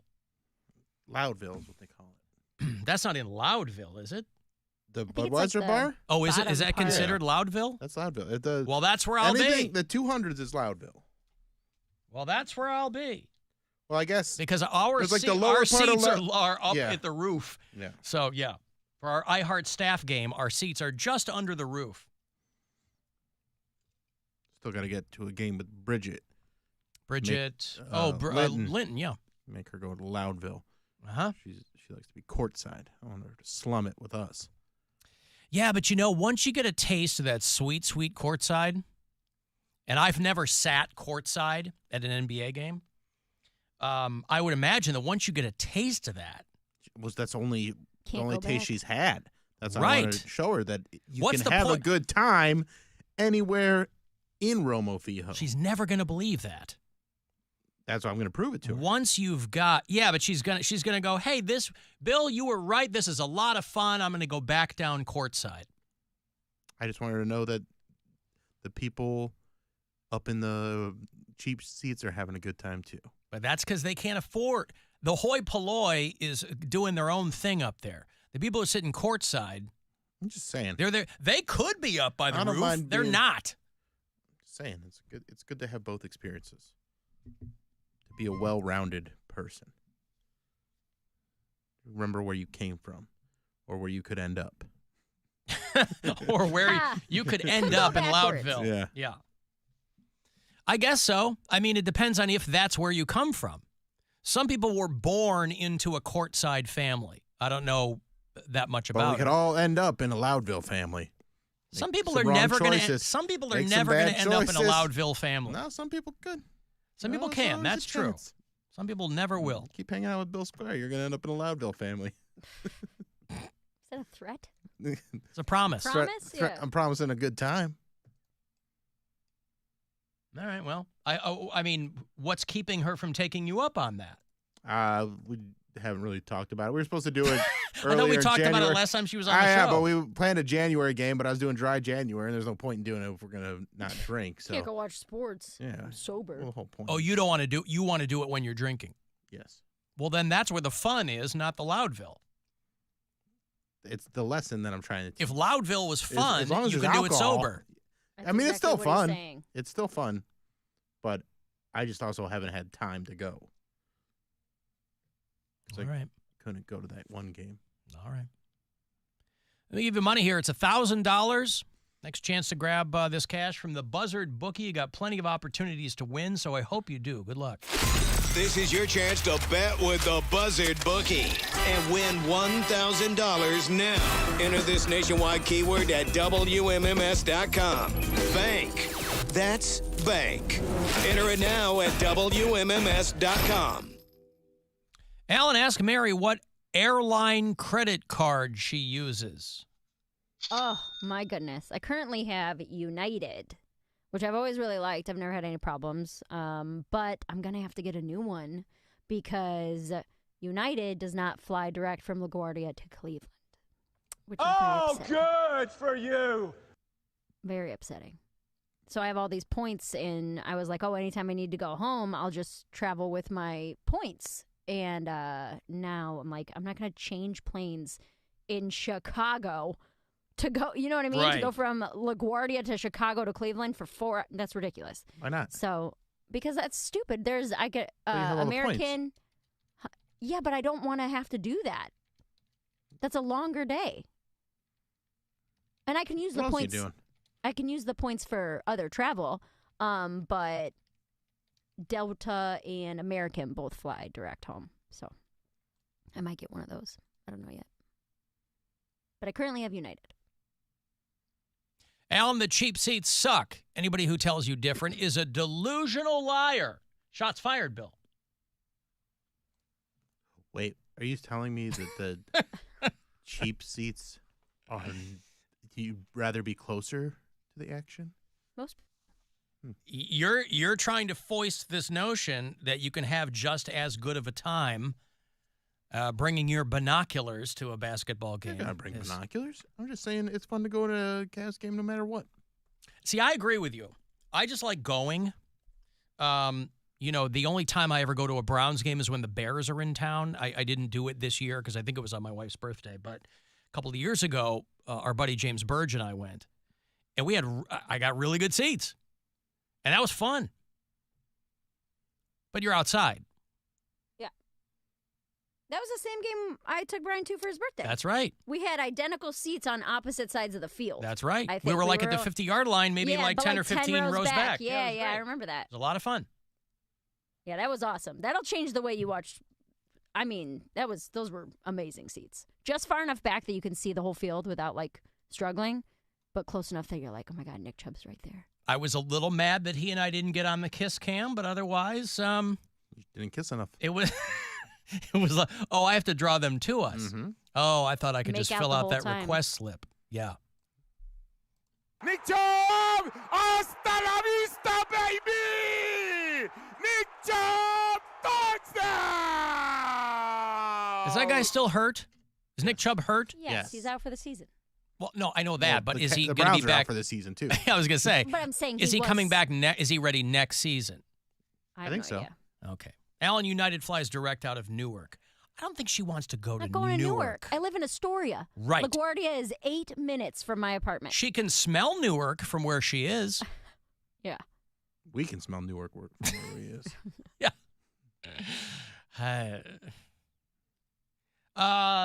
After hours line, people call all the time. Trucker John leaves us pretty regular messages there. Alan, Trucker John, King of I-71. Bill, I put some thought into this. You would be the only stand-up comedian, radio host, to get into the Guinness Book of World Records with the loudest stairwell fart. I will gladly, somehow, if I could get you $50 for Mr. Hero, dozen boiled eggs, 12-pack of Rolling Rock, you would be righteous. Mary, when you and your boyfriend start taking your stuff over to NYC, make sure you're crossing the GWB between 1 a.m. and 2. If not, you're going to be sitting in traffic forever. I used to deliver over there years ago. Poundcake, you cracked me up, bro. Keep on keeping on. Take care of each other. Trucker John out. Throwing Poundcake a little love there. You crack him up, bro. That's what I do. Also, we're not moving in the middle of the night. He's telling you have to now. I'm not. You have to. We're not doing that. You have to. Cannot. He used to drive that way. Doesn't matter. You have to. I'm not leaving. 1 a.m. 6 p.m. 1 a.m. I'm not doing it. Be easier. It honestly would be easier. Now that I'm talking about it, I'm like, actually, it's probably not a bad idea. But That's why he suggested it. But then you have to It's drive a good through idea. the night in the mountains of Pennsylvania in a U-Haul. That's not a good idea. It's not a bad idea. It's not no a great traffic out idea. there. So traffic but out if there. you break down, you're in the middle of nowhere. You're enjoying with no you're resources. enjoying the Keystone State and all of its natural glory. It's the same if Absolutely not. you The call Poconos. AAA, you get towed. But also, you got a U-Haul. It's like it's not going to break down. Might. You never know. It's called U-Haul. It's not called You Break Down. You stop. You stop. That's not what you got a U-Haul. You transmission dropped. And you got Brian with you. He's the one that's but going that to have to doesn't mean handle we all wanna that. be stranded. You're not handy. You're going to be stranded either way. If you break I'd down, rather you're be broken stranded down. during the daytime. Why? There's mountain people. There's goats and bears that will come steal our items, and I don't need that.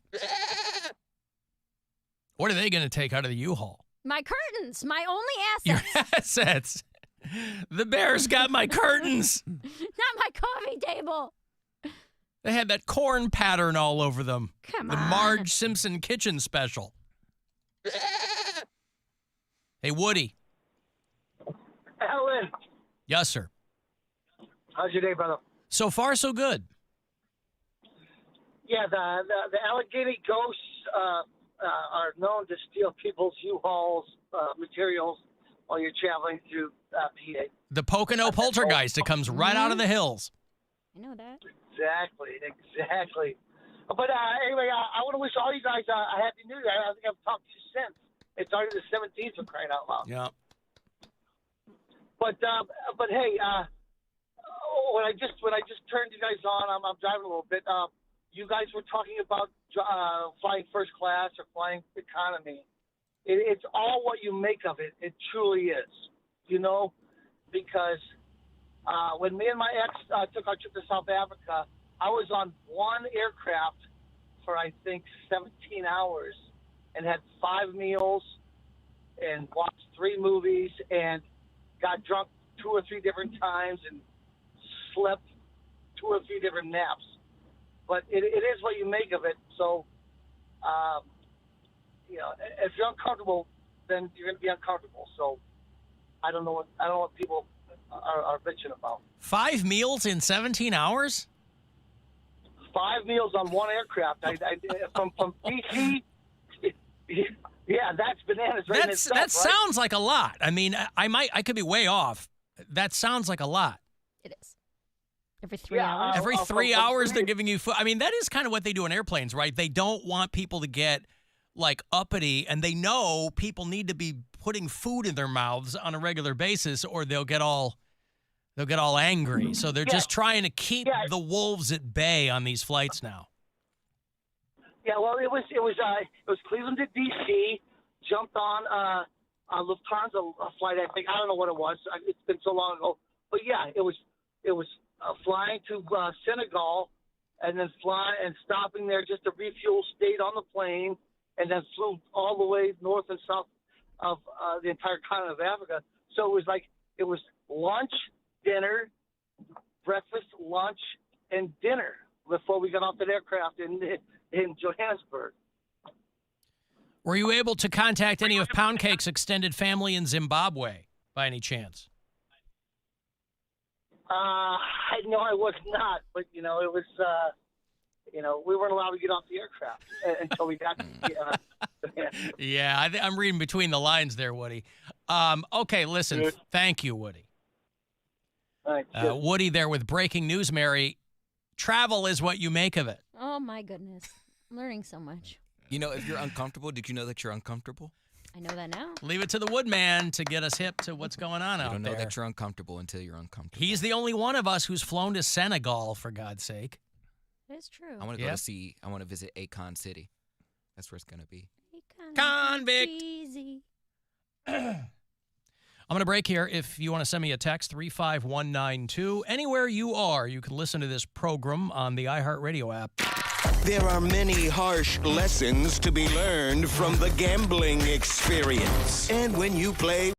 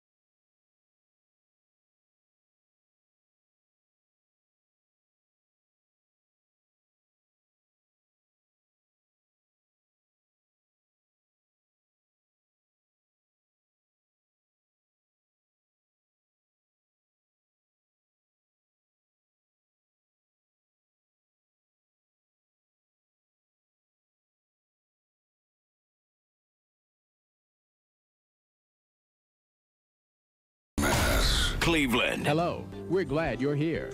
If you need assistance or just have a question, our associates will be glad to help you anytime. Call the Alan Cox Show, 216-578-1007 or 1-800-348-1007.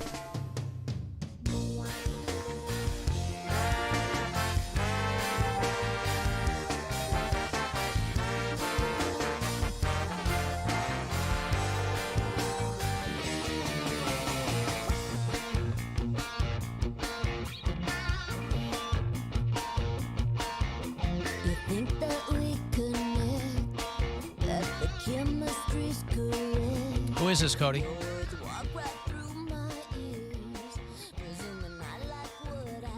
It's right in your wheelhouse. Generationally, at least.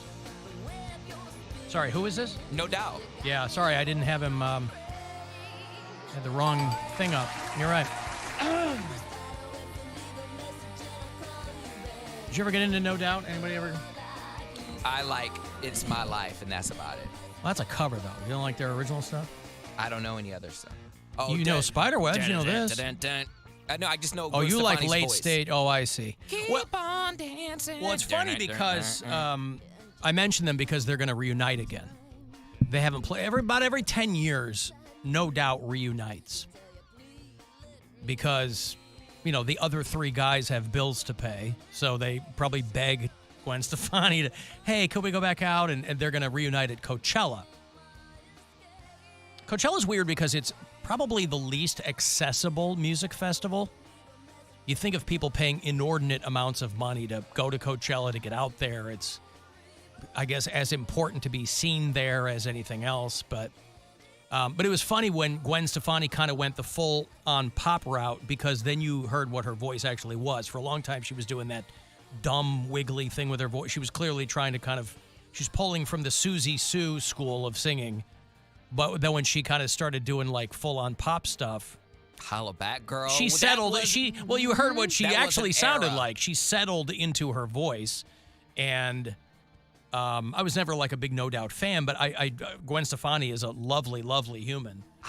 I've talked to her a couple of times, and it was funny early on how people were giving them such a hard time because, like, these musical purists, because people would talk about No Doubt as a ska band. And so people were like, I'm like, okay, calm down. There's a piccolo snare and there's some horns, and, they're not the Specials, but they're fine. They were a California band, and they were having fun, and but it is funny. You get about once a decade, there's a big headline that No Doubt is going to reunite, and they're doing that again out at Coachella. I don't think Gwen Stefani gets her flowers. She had an era where it was actually her, in her vein of pop stardom, she was competing against Fergie, and they both came from bands, and they both were like the girl in their band, and then they both went solo and had great careers. That's the versus battle I need. Fergie, go hit for hit, and then Gwen Stefani go hit for hit, because that would be a good show. I thought the rap on Fergie is that, like, she legit cannot sing, though. Gwen can sing. According to the Super Bowl.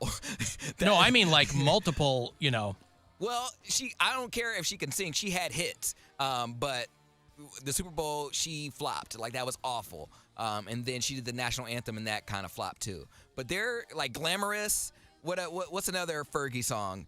London Bridge. London Bridge. Big Girls Don't Cry. I was going to say something about on the playground. Yeah, Big Girls Don't Cry. Fergalicious. My Humps. Fergalicious. Well, I think Black Eyed Peas. Okay. I'm working on my fitness. I was going to say, because Don't Funk With My Heart, Don't Lie. Like, I like Fergie. I listen to Black Eyed Peas way more than I listen to No Doubt. I only listen to No Doubt because I liked Well, they're also Gwen very Stefani's different voice. sounds, though. Yes. Mary, did you know that in New York, cans of Black Eyed Peas are $4 a can? Oh, my God. Why did I move here? They're 59 cents here in Cleveland. Unbelievable.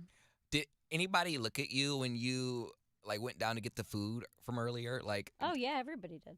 But I'm saying no one knew who you were, or why they think you were just like some poor girl just walked in. Well, no, because you've collectively, I have a badge. But also you've kind of incrementally met more and more people. Well, not so the salespeople if it was on a different floor. Not the salespeople. There was one lady who made eye contact with me and looked at me kind of weird, And then she was actually in the bathroom at the same time as me, and she was like, hey, what do you do here? And I was like, oh, I'm on air, blah, blah, blah. And she was like, oh, I work in sales. I just hadn't seen you around. So Yeah, because you're not ever going to, you don't have to know the salespeople. No. Yeah. She seemed like a nosy Nelly, though. Right. Mm-hmm. You tell her to mind her business? No. You got to you're too nice. You got to be saying- mean in New York. I'm not It's the way they like it. You gotta be That's rude. how they I am. respect you. They don't respect you if you're nice. That's fine. Hey, stop being so nice to me. Let's go get a slice. You got to state your set, cuz. Right? Ohio? There's no downside to not Being being nice. nice. Right? There's or to being nice. No downside to being nice. I'm just going to be nice. Spread kindness, Mary. Yeah. Everywhere you enjoy. go. Yeah. Yeah, little by little. Because one of the salespeople are always looking for fresh meat. They're always looking for somebody they can go to and go, let's do something with this person. Even though they're not in the air there. You never know when somebody's going to come and go, hey. It would have to be like a national thing. Well, that's what I mean. They do stuff on the app. Yeah. You know? They're crossing the streams all the time. Half the commercials in this goddamn show, once it hits the podcast, are in Spanish. Hell yeah. So, or for Trump. Let's go, Brandon, commemorative coins. Yeah. So they're not always geotagged or otherwise. Anybody follow mugshotties on Instagram? Oh, yeah. The hot girls that get arrested? Mm-hmm. Another one of these girls And then goes I try viral. to find their OnlyFans. Well, and some of the girls you go, okay, she, doesn't look like she's cracked out. I guess that's what passes for cute. And then every so often somebody comes along and you're like, she's really cute. There's a girl named Veronica Koval, who's 27, and she was doing 99 in a 55. She was drunk. This is in Virginia, where she's a nurse. So she spent the night behind bars. They got her the mugshot. She paid him about $800. They suspended her license for a month. And they put her on mugshotties. And, of course, everybody started checking her out. And they were like, oh, my God, who's this? And she tagged herself in the thing. Here's this girl on mugshotties. She's pretty cute. Right? Like some of them, they're like drunken suburban moms or whatever, and others of them kind of look tweaked out. They got like the running mascara. This girl's really hot. She's a nurse, so she's out there saving lives when she's not driving drunk. Nurses party, man. They do. They do. Yeah. So her post is getting a lot of comments from people. Which one is she? She's the one in the top, the The orange. main one, yeah. That beauty mark looks drawn on. Cindy Crawford. I don't know what she looked like before. She said she's way into Botox and fillers and laser facials. Well, at least she owns it. Well, yeah, she's leaning into it. She's like, because of that, and again, you can rationalize whatever you want because it's your body, it's your face. She's like, all these other things I have done, they save me a lot of money on makeup. And, listen, if you're a nurse, you probably make a pretty good living, but you're not living high on the hog. Poundcake's mom is a nurse. I mean, does your mom get Botox and fillers, Poundcake? No. She out there trying to get that? No. Oh. Mm-mm. Not that I know of. She better not be wasting my money. That's money that she could giving me. Wasting your money. Spending my money. Huh. So money of hers that she spends is you consider your money. If she ain't got a better use for it, it is my money. She better make use. She better donate some Wait, money are you to- the arbiter of what a good and bad use of her money is? Yes. You are. If not she- her. I was so hurt and offended. It's not that her she- money, her choice. Nope. And now if she's sending it to a TikTok monkey, no. Well, that was before. No, yeah, my mom doesn't have time nor money to spend on Botox and injections and stuff because she's sending it to TikTok monkeys, sending gifts. Did she ever fill the TikTok monkey-shaped hole in her heart? Was there a subsequent animal that she found? No, she said that George's sister or brother was on there and they tried to do content with him and she said he didn't have the same charisma. She said he doesn't have the same pizzazz. George was he was a standout. He was a talent. And his spirit shined through and then he died. And she was like, no, I don't. They're just trying to make money off of them now. And I was like, well, they were trying to make money off of them before. But she said, now they're just like exploiting their monkey. George Michael said it best. Don't exploit your monkey. You and that monkey. You and that monkey. That monkey. Who's hotter, Fergie or Gwen? Somebody asked. My wife or Gwen Stefani? Gwen Stefani, Your wife. I think he's assuming. Well, I've seen pictures of Fergie with her old face and Gwen Stefani with her old face. I've only ever met Gwen Stefani, but that's pretty tough. One of my old co-hosts in Chicago took Fergie to prom. And so I saw their prom photo. Gwen Stefani's had a lot of stuff. I mean, she's in phenomenal shape, but I mean, you remember back in the day before she got her nose done and she had the braces and the whole, that's when I knew her. But, I don't know. They're about the same age, yeah? Or is Fergie a little bit younger? I don't know. I mean, Gwen Stefani's like 53. She looks awesome. Fergie's 48. I don't know. And I hate to leave somebody hanging like that because you have to think that this person who texted me they can't go on until they find out my opinion on this. Or else they wouldn't have texted me. I have to assume, Bill, that that's the case. Exactly what it is. Man. Whose net worth is more? Okay, that will help. Well, that's going to be Gwen Stefani. I was going Gwen Stefani. I could probably agree with you that Fergie probably can't. She got sing all in that real cultural appropriation money some years ago. Yeah, that she claims it wasn't cultural appropriation. I was like, it's not because you're a white girl and you can play it off like it's not cultural appropriation. Well, no. The white people are the people who can't play it off. White people are the ones that kicked in the balls for cultural appropriation. No. Nobody's appropriating white culture because that doesn't exist. So it's $160 million. That's Gwen Stefani. Okay, so like NASCAR's not a thing. All right. And Fergie. Pierogies. Net worth. Fergie at $45 million. That's too low for you. He's well, like, But also I can agree that Fergie probably can't sing because she never got a residency in Vegas, and Gwen Stefani has. I'm Just a Girl. That was her residency. You mean they live there? I mean, she did. For Bought a house? years. That's a residence. Residency. Oh, C-Y. I see. Mm-hmm. A residency. Like a doctor or performer. So where you get to live at the venue where you're performing every night? Some of them actually do.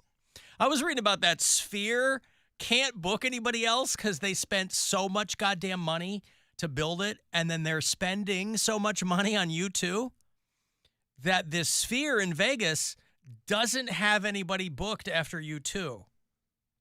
I'll do because it. they're already in the hole on this. It was like $1 billion project, and U2 I think is there like through March or something, and they're paying them like $1 million a night. And they're not making $1 billion off of U2? No, that's a bad booking. Yeah, they're having a hard time with the bookings. They have brought in. They're at a $100 million operating loss so far. Their CFO already quit as of Thanksgiving. And that's not great. So they're trying to figure out what they're going to do. Because they got to find a band or a musician or artist that's worth it, that people are going to pay $600 for crappy seats. Yeah, there aren't a lot of U2s out there right now. So, of course, their official line is like, it's the U2 thing. We're getting interest from the entire artist community. Yes, everybody would love to play there if you can pay them to do it. If you can pay them and you can get people to buy the tickets that can afford. Because weren't there like the overhang seats where you don't even get the experience really expensive? Yes. Like the crappy seats are incredible. All the seats are very expensive. There's no cheap seat in the Sphere. And there shouldn't be, quite frankly. That's going to be a premium experience no matter who's going there. Yeah. But have you seen the view where you're in the overhang and you can't see anything? How expensive in the overhang? Like $500 a seat? It was like $500 or $600 a seat. Jeez. Yeah. Well, that might be in the initial blush. Yeah. That's going to change because they've only made $75 million. Fish is going to be there in April is what Jake C's saying. Who wants to see, who wants to see Fish? Sorry, Jake. Jake C. B, who wants to see Fish inside? I mean, there's some bands I don't want to see but outside. But it doesn't look like you're outside because of the Sphere. It makes it look like you're in the desert. Those video screens are going to, it's going to be a background of people passed out in the dirt, people drunken on mushrooms, noodle dancing in the background. All right, so they can make it feel like you're outside. And then they'll just pump dust through the vents. No, there's some bands like I would prefer not to see in a festival setting, because if they have like a stage set that's better inside or confined, a lot of bands will do festival sets, and they're just, for me, they're less fun because I want to see them in like a dark club or an arena where you can get the full effect of the lights and the costumes and the whole thing. You see them sweating their makeup off, on a Sunday afternoon for 20 minutes. That's less fun. Of course, I'm very public about my white-hot hatred of Fish. But I know that they're a very popular band. Hatred? Well, I'm exaggerating for comedic effect, of course, but the Sphere. Well, it didn't work. Shut up, Bill. Take that. Take that, why don't you? Stick that in your pipe and smoke it. You piece of crap. That's right. Well, so yeah, they got to figure out how to make some money on this dumb Sphere once U2's gone. Eat that, you piece of crap. So they're making a lot of money. Oh, I thought they were making $1 million a night. They're being paid $10 million. Wait. This says they're paying the band $10 million on top of a guaranteed. Oh. So U2 is being paid by the MSG Group. They paying them $10 million. Live Nation is paying them $4 million a show. Jeez. So each one of the guys in the band, even though Larry Mullen Jr., I think, is still hurt or something, so there's another guy playing drums. That would suck. You're going to play the Sphere, and like Larry Mullen broke his arm or he's got arthritis, something like that. Because U2, not Young Men anymore. So they've got some dude who got the call. Imagine you get the call. Hey, would you like to drum for U2 at the new Vegas Sphere? For $1 million a show. Not even that. I doubt that guy's getting that money, but he's just a hired gun. But even if they're giving you like 25,000 or 200, yeah, $100,000 a night. Yeah. I'll take $250. $250 to play the Sphere.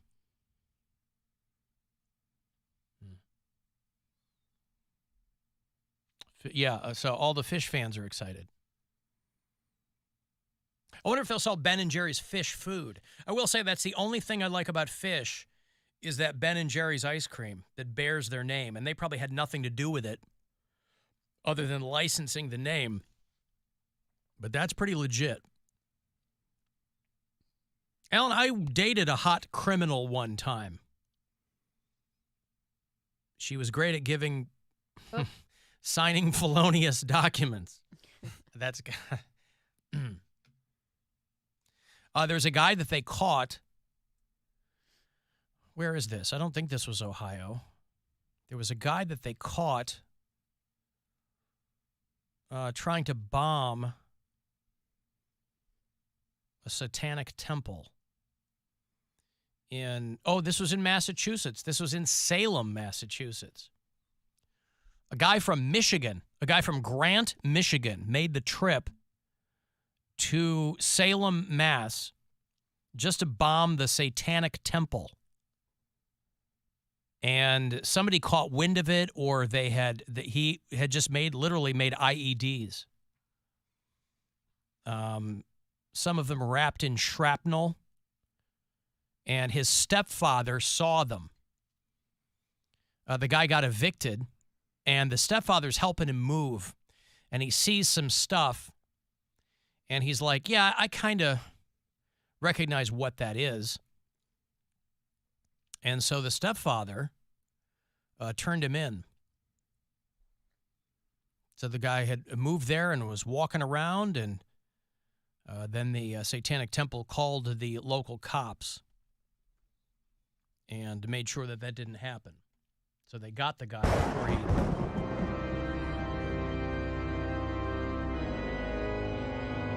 No, it's Ghostbag's music. Hey, what's up, guys? What? Who? Ghostbag. Aren't you Ghostbag? Bill, is it? Yeah. Shut up, Bill. I get that a lot lately. I mean, I hate to pile on. I don't know. You guys heard about this, where the thing was going to get bombed?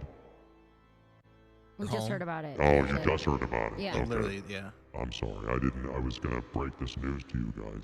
This puts me in a weird spot, this kind of thing. Why? Because I told the guy to bomb the Satanic Temple. Oh. Why would you do that? That's your temple.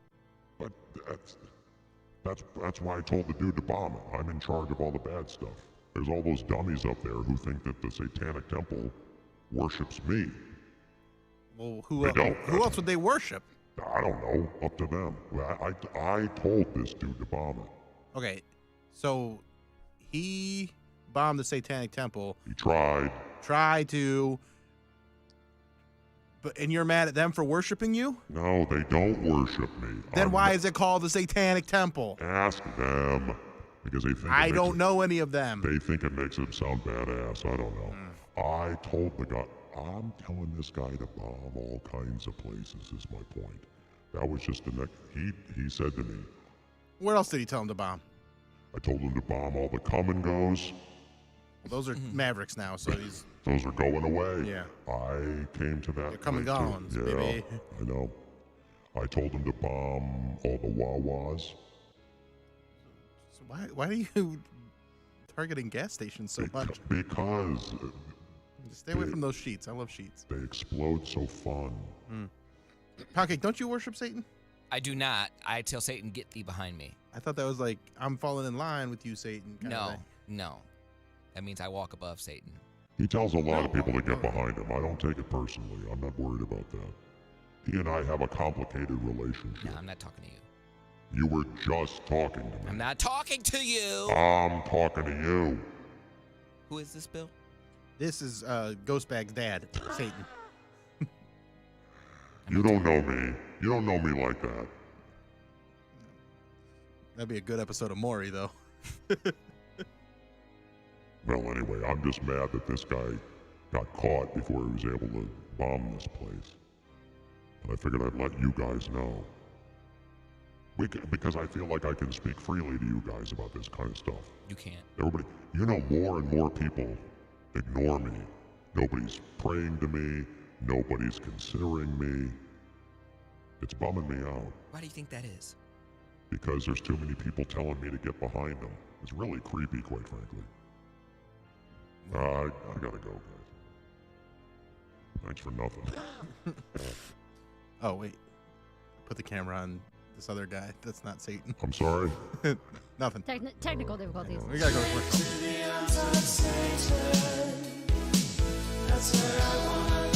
What happened?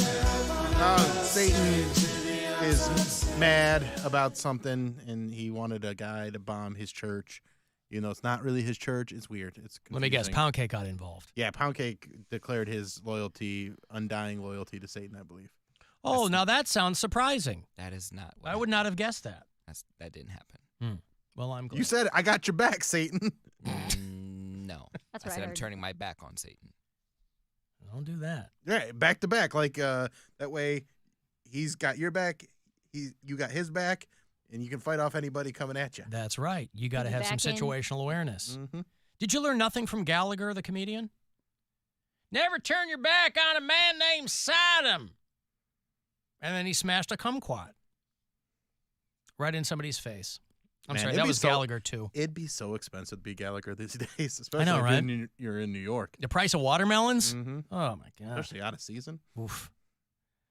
I got a break. I will have the last chance for you to grab some money here at around 5:30. Keyword from the Buzzard Bookie. And you want to get those Sammy Hagar tickets. He's doing a tour with Loverboy next summer. Brings him to Blossom, and I will hook you up after the break. It's the Alan Cox Show. On our free iHeartRadio app and your favorite smart device. Just tell it to play the Alan Cox Show. On iHeartRadio. From the Universal Windows Direct Weather Center, WMMS Weather. Mostly cloudy tonight, a chance of snow after midnight, low in the upper teens. Cloudy tomorrow, an inch or two of snow. The high tomorrow about 25. Snow Friday, maybe 3 to 5 inches. A high on Friday, 25. This report is sponsored by Jackson Hewitt Tax Services, home of the Money Today guarantee. Can't wait weeks for your tax refund? Then don't. At Jackson Hewitt, get money today if you're approved for a no-fee refund advance loan on a prepaid card. Book today at jacksonhewitt.com. No-fee refund advance offered to eligible clients. Application required. Loans by Republic Bank. Details at jacksonhewitt.com. Hey, Mackenzie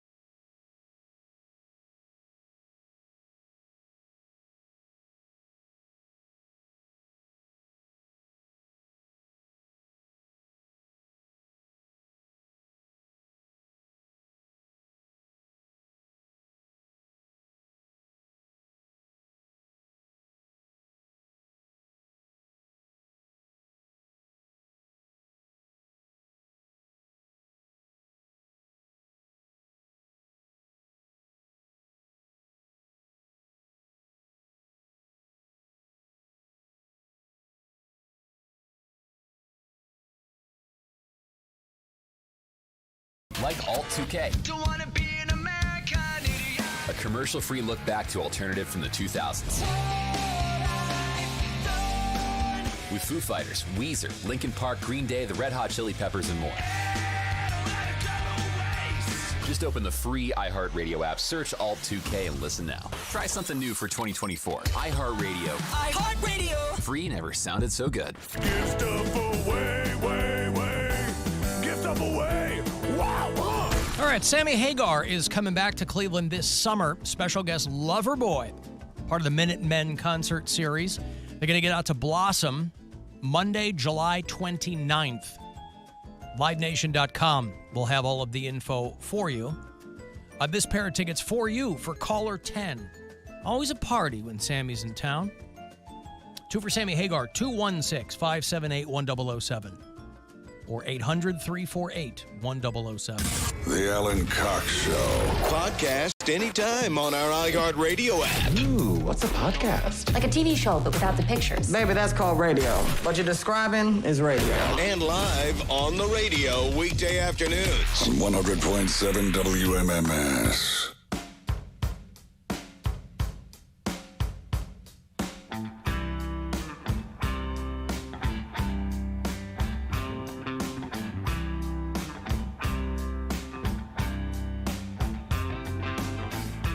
Bless my heart, bless my soul.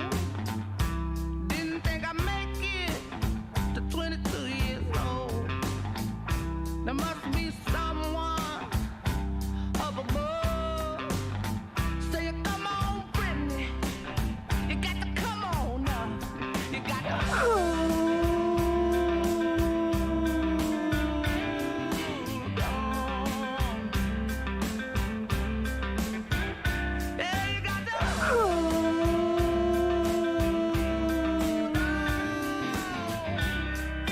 If you can hold on a few minutes, you'll have the last chance today to grab $1,000. And then if you can hold on a couple more minutes, you're going to get yourself treated to a report by who I understand is the best sports talker in Cleveland. I mean, that's just according to Cleveland Scene Magazine, which is now part of the Cleveland Magazine family, correct? Didn't they get bought by Cleveland Magazine? Yes, they did. Cleveland Scene was kind of on the bubble for a while. I mean, if they were asking the public to kind of help keep them afloat, I was happy to donate to Cleveland Scene. I hope you were too. And then they got bought by whatever company owns Cleveland Magazine. So you have to think that maybe that's good news for them. Those are two very different publications. You know, Cleveland Magazine is really much more hoity and toity than Cleveland Scene Magazine. Now, I guess the true test is whether or not Poundcake could be named Best Sports Talker by Cleveland Magazine, right? If it went that route. I don't know. One can only hope. One can only dream. You think so? I wouldn't be mad. It's a dream. It's a dream of his. That's what he said. I want to be universally beloved as the best sports talker in Cleveland. Why would I not want a monopoly on that? The universe of Cleveland. Yeah. Well, but maybe a monopoly isn't all it's cracked up to be. Right? I mean, once you're a monopoly, the only way to go is down. Well, you still want to be kind of this is only partway through your climb. Oh, cue Miley Cyrus. No. Please. No. It's part of the clip of the sports break. Please.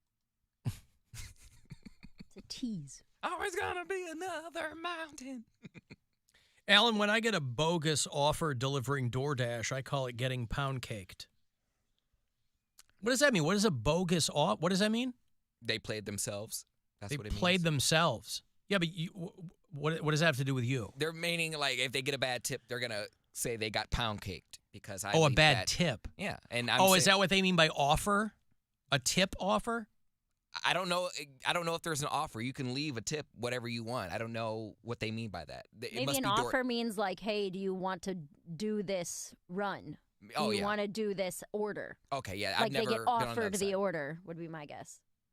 Because like on Uber and stuff, they can say no. I'm not going to pick that person up, or I don't want to go that far. Right, or yeah. Whatever. Right. I mean, you could do that with all. I wonder what constitutes a bogus offer. Like, I'm not going to. Yeah, we need more information. Yeah. Probably someone getting not pound cake. tipping ahead of time.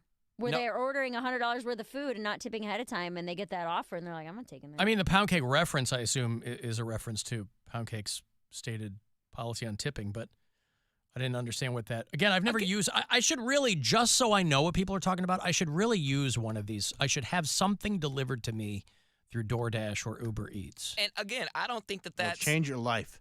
That's Will what it? you're supposed Yeah, to. and be like, oh my God, here's this food that I don't want to eat. Hey, lukewarm, limp fries. I'm just gonna leave Yum it till for tomorrow only when I have an appetite. $25. You're gonna what? I said I'm just gonna leave it till tomorrow when I have an appetite.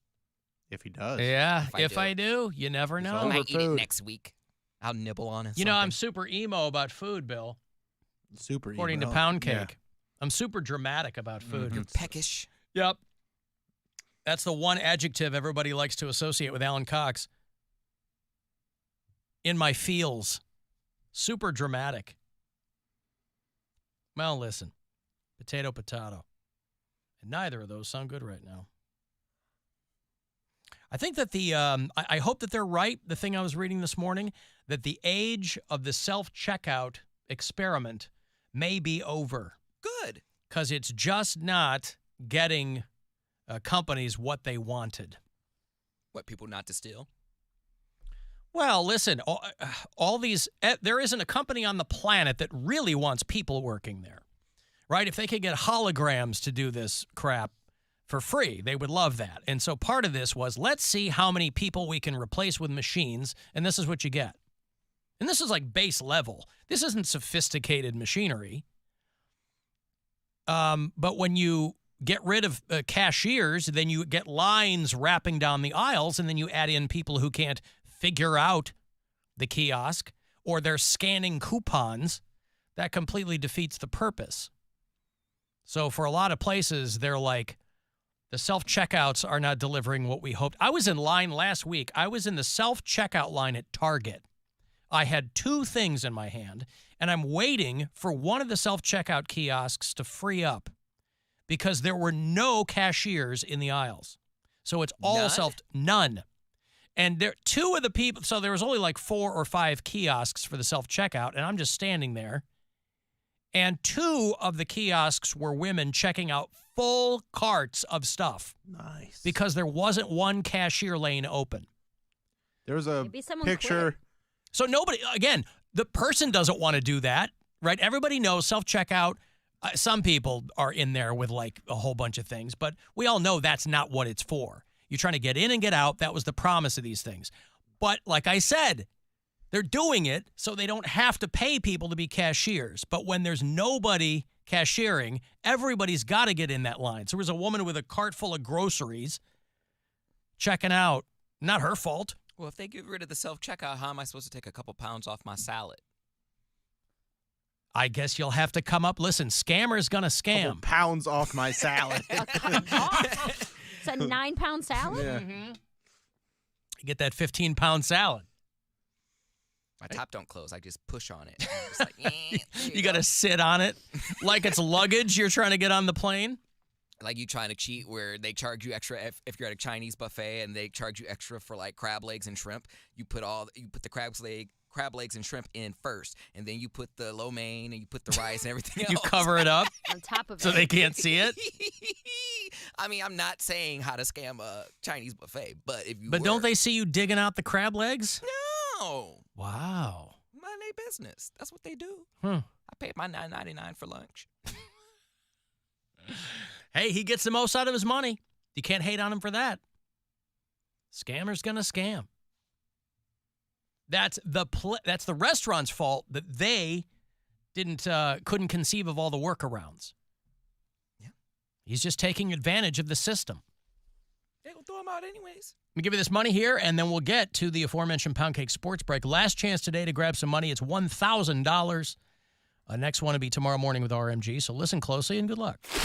This is your chance to bet with the Buzzard Bookie and win $1,000 now. Enter this nationwide keyword at WMMS.com.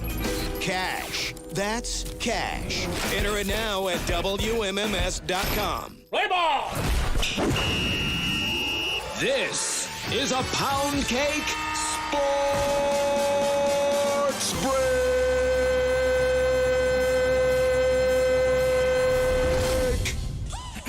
In the headlines today, retired American fitness coach Richard Simmons wants to make it clear that he does not give his consent, nor has any ties to the biopic on his life. The short film is called The Court Gesture, starring friend to the show, Pauly Shore. It's coming to Sundance this week, so you'll be able to see the reviews in real time. But as far as casting, though, top notch. Do yourself a favor and look up Pauly Shore's Richard Simmons. You will not regret it. So although their resemblance is uncanny, Richard doesn't feel that Pauly is the best man for the job. It's hard to take anything Richard says seriously anymore because he's been a salty little queen with an axe to grind and hasn't been seen or heard from publicly in years. Until now.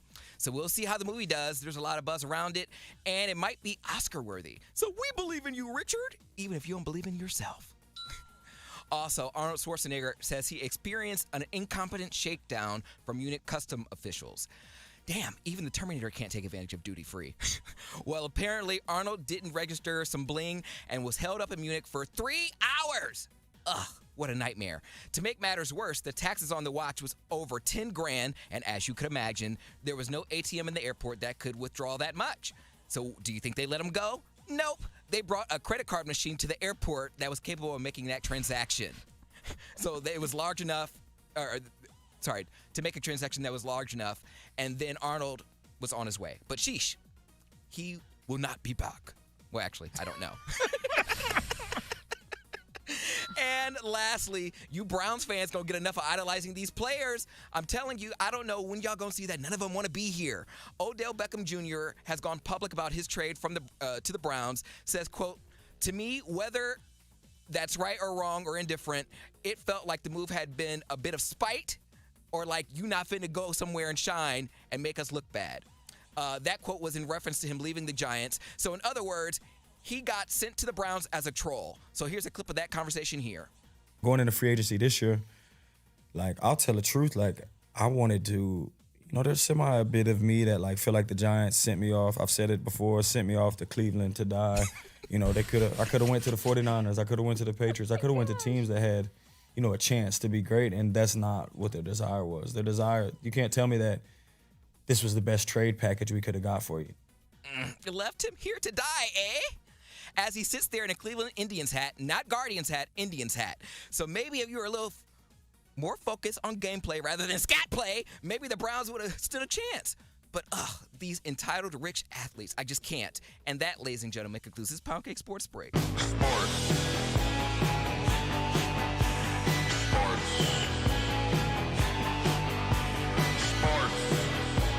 Is OBJ, is he into scat? That was a huge thing. We talked about that. I'm sure we did, but it didn't spring to my mind when he mentioned that. There are rumors going around that he used to pay prostitutes to poop on him. I think you'd have to. I don't know. Some groupies. I think I'd do it for free. Groupies would do it for free. Yeah. But yeah. All right. He doesn't want to go to Browns, but he likes a Brown skid mark on him. Cleveland to die. That's how they feel. That's how Poundcake's right, man. Nobody's dying unless you're from here. Nobody's dying to go to the Cleveland Browns. They're just not. He needs to shut up though, because when he was traded here, the team was on a rise, and he wanted to come here because of Jarvis Landry being one of his best friends. He wanted to play. I mean, if they're like, "Hey, do you want to not play?" The story. Huh? He could have been in control of where he went. He was excited. Stop making excuses for him, Bill. I'm not making excuses. Bill's reaching. No one wants to come here. He's acting like it was the worst thing. You come to the city. If you perform in this city, you have a fan base that will love you forever.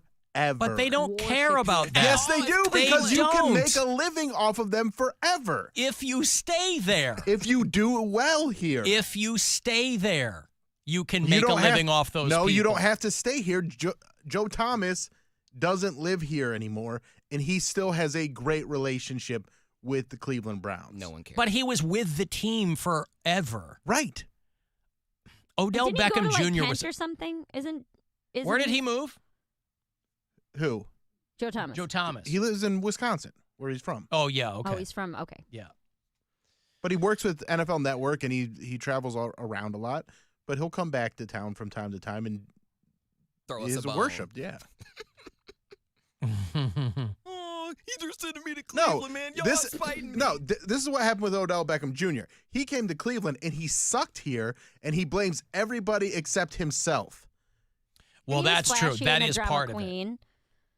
He didn't want to be here, though, so he didn't show up to play. He was like, I don't like it here.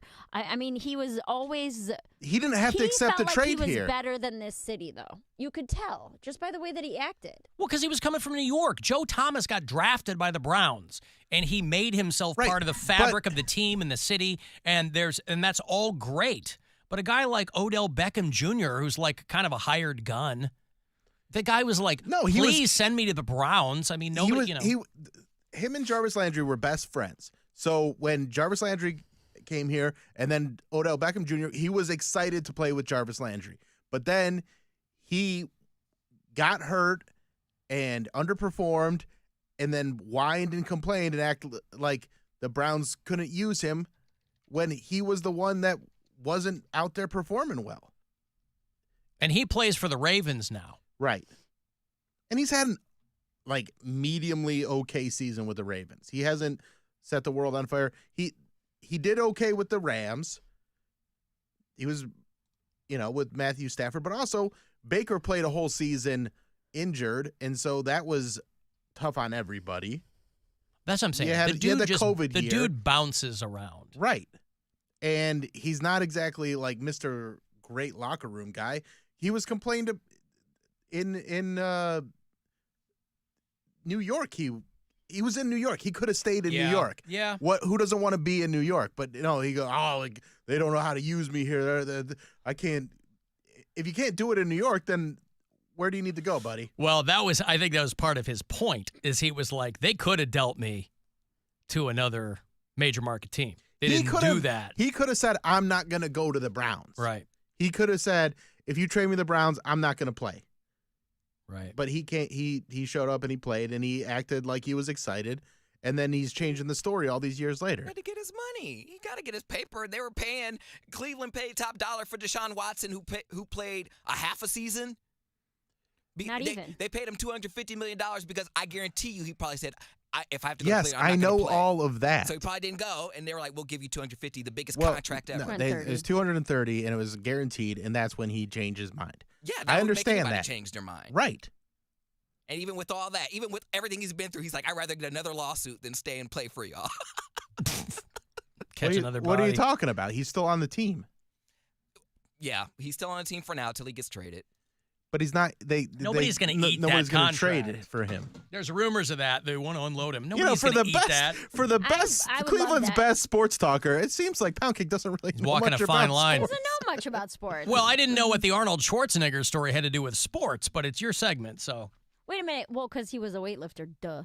Here's my question. Really, pretty much. If they're trying to unload Deshaun, the only way that would happen is if someone else buys out his contract. Part of it. Well, they'd have to agree to take on that contract. Yeah, not buyout, but it would be. But they would have to pay him. If the if the he Browns still have to has- pay him no matter what. If they trade him, then they can get another team to take on that contract. It's like dead money. They'd have to Yeah. get like $70 million or something. God, they make me so mad. Joe Thomas recently moved to Germany, I'm being told, because he's coaching a team there. Okay. But still beloved Well, by the jawohl! Cleveland fan base. Yeah, absolutely. Beloved.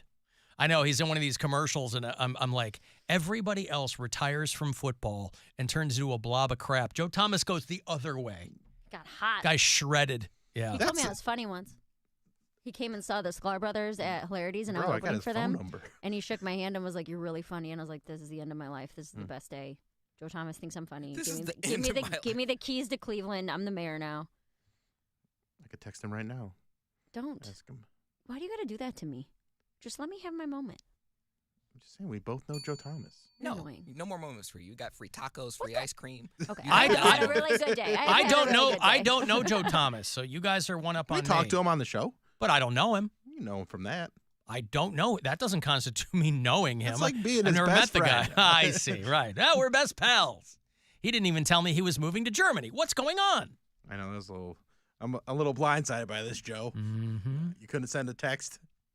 You got my number saved. I've got to take a break here. Thank you, Poundcake. If you want to send me a text, 35192. Listen wherever you are in the iHeartRadio app. There are many harsh lessons to be learned.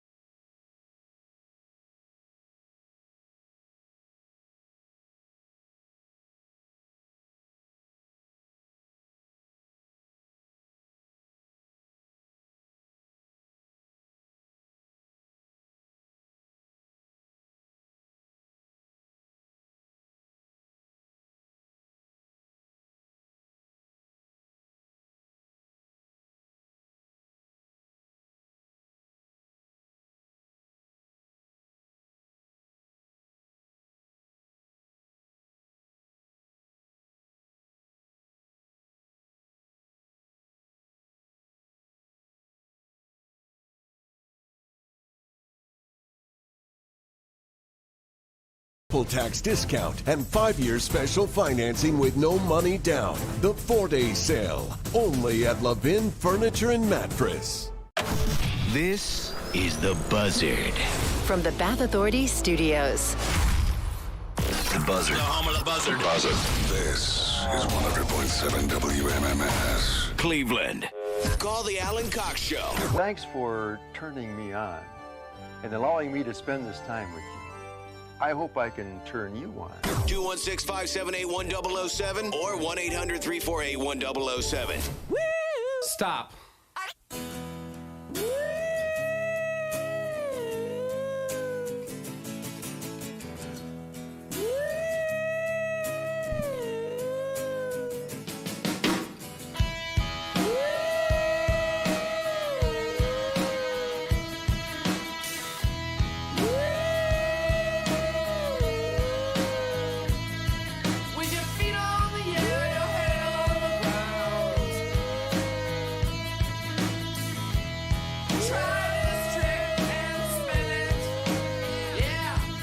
I watched Fight Club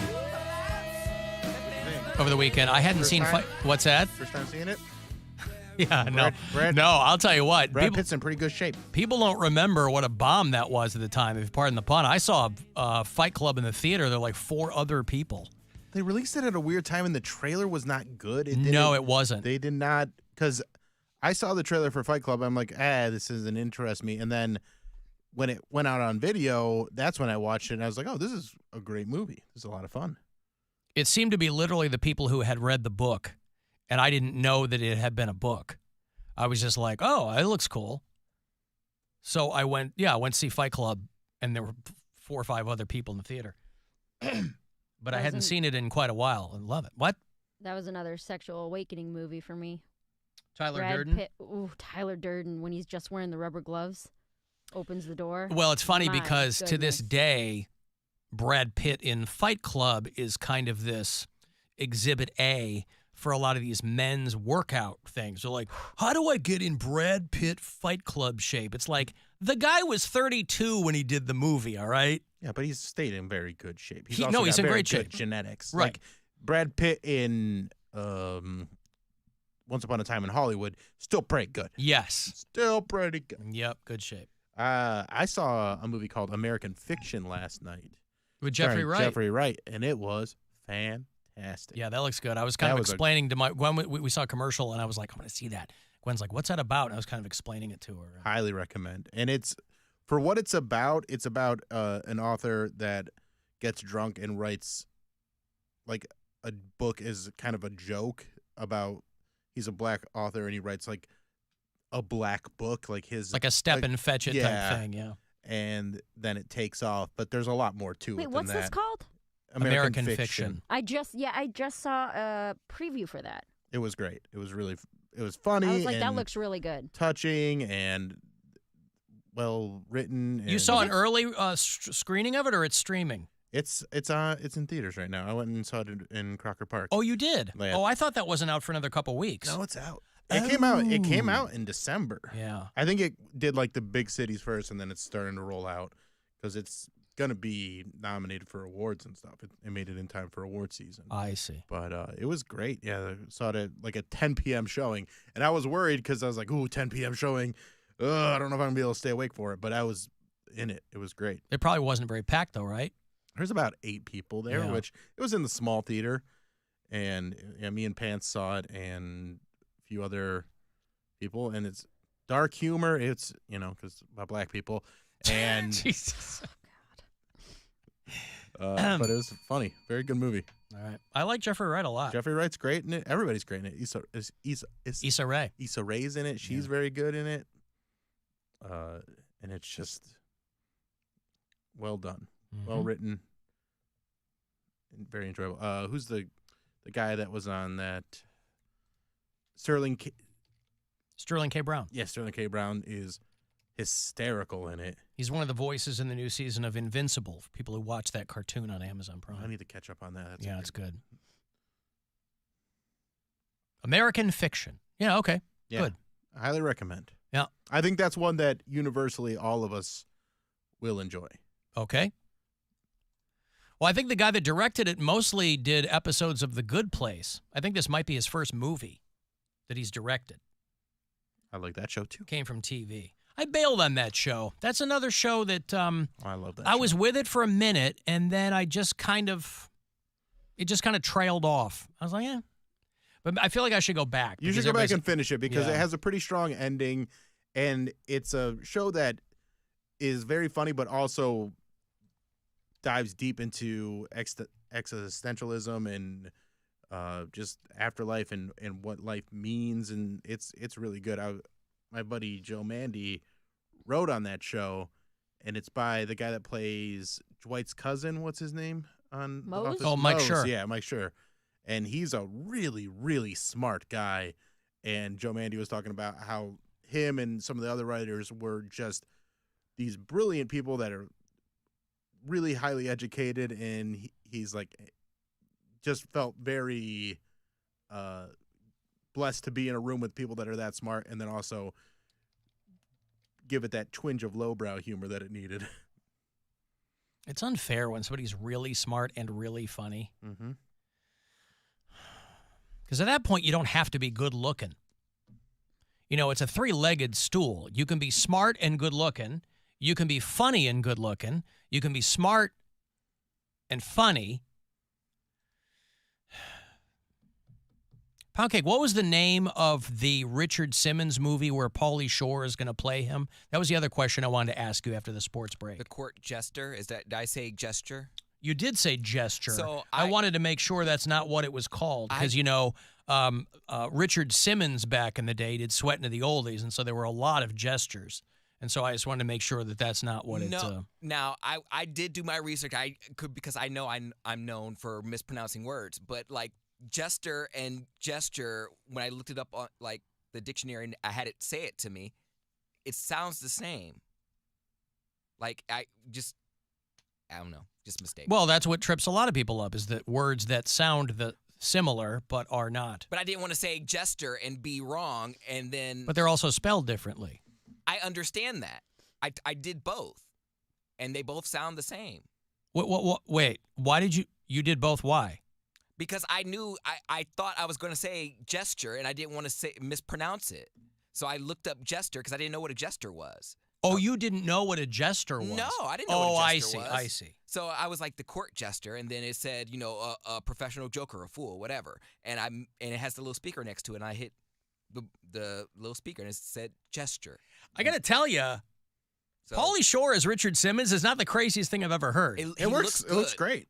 Yeah. He campaigned for this on his Instagram a couple months ago, like over maybe the summer, fall. Yeah, I remember that. He was posting constantly like, hey, Hollywood, let me do this. I want to do this biopic. Cast me for this biopic. So I'm wondering if there was even a biopic in talks or if he... Well, it's just a short film, I believe. Well, and Pauly just wants to work. It's not like people are banging his door down. I think to him, he's like, we've got the same hair. That's where it begins and ends. Well, no, he was wearing a wig, but like he looks good. No, but Pauly has that short curly hair now that Richard Simmons had. I mean, people thought Richard Simmons was dead as of a couple of years ago because the guy went into his house and didn't come out. There's podcasts and a documentary. Where in the world is Richard Simmons? You're all evil people. Sorry, Milton Simmons. And he was like, I'm fine. People were like, I think his maid is holding him hostage. Just because people can't imagine that somebody famous isn't running around taking pictures of themselves all the time. And they were like, Richard Simmons had to poke his head out and go, I'm fine. I'm living by myself with my staff in Beverly Hills. Thank you for your concern. Please leave me alone. I'm doing fine. Yeah. He makes that much money? He did. He's been around for 60 years. Like, yeah. When I was a kid, the Oldies was huge. I mean, in the 80s, between Jane Fonda's workout tape and Richard Simmons Sweating the Oldies, Richard Simmons, I don't know if it was a talk show I don't think it was a talk show, but it's He had a show. He had a show that my mom watched religiously. I feel like my mom watched that too. She probably When did. That come off the air? But I don't remember the nature of it. Like, it couldn't have just been a full-on workout show, but it was like I just remember my mom being like, I got to watch Richard Simmons. That was maybe how I knew not. Richard Simmons. I was like, He hosted a talk show from 1980 to 84 focusing on personal health and fitness. oh, So maybe that's what it was. I didn't. But he was never like a fit dude. Like he But never... for then he was, because they would do the trick with Richard Simmons was they'd show before and after, and he was really fat. And he's like, look, I lost all this weight. And that was all these housefrows needed to see. And he'd come out in hot pants and he'd be wearing like iridescent leggings.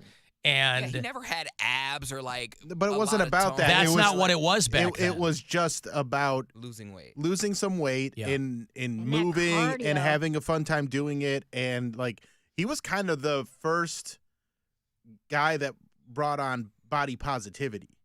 Yes, because it wasn't about like having the best body. It was about loving your body. He made it relatable for all those like women, like jazzercise and things like that. You know, all those like middle-aged women. I mean, I was 10 when that show was on, so my mom would have been 32, something like that, right? She was watching Richard Simmons. Man, loved it. I want to see Richard Simmons. Your mom's got a thing for gay guys. Does she? Well, like it seems like some of her biggest. I mean, Barry Manilow. Yeah. And Richard Simmons are her like tentpole people. It seems like Elton John you were talking about the other day. Yeah. That was Elton John. Well, they're also very talented. Just happen to be gay. And in the right time frame, too. Yeah. I want to see Richard Simmons. And my dad. Of course, my dad was gay, Bill. Obviously. Did I not mention that? I didn't know that. I thought he was super straight. He Like- was? Like he'd always tell everybody, like punch him in the arm and be like, I'm straight. I'm so straight. Wish there were more girls here. Yep. Where's all the chicks? Yeah. I'm just kidding. I got a wife. Watch me lift this weight. What, Cody? I said, I just want to see Richard Simmons boot up courtside with a bae. Like, you don't never see these super famous gay men. You never see what type of lover they have. Like, he's not living alone. He may be living with his staff, but he got a bae. He's got a concubine in there or something. I don't know about that. The guy has never come out. For whatever reason, Really? Richard. He's never publicly been Nope. like, I'm gay. He's like, you guys get it. Nope.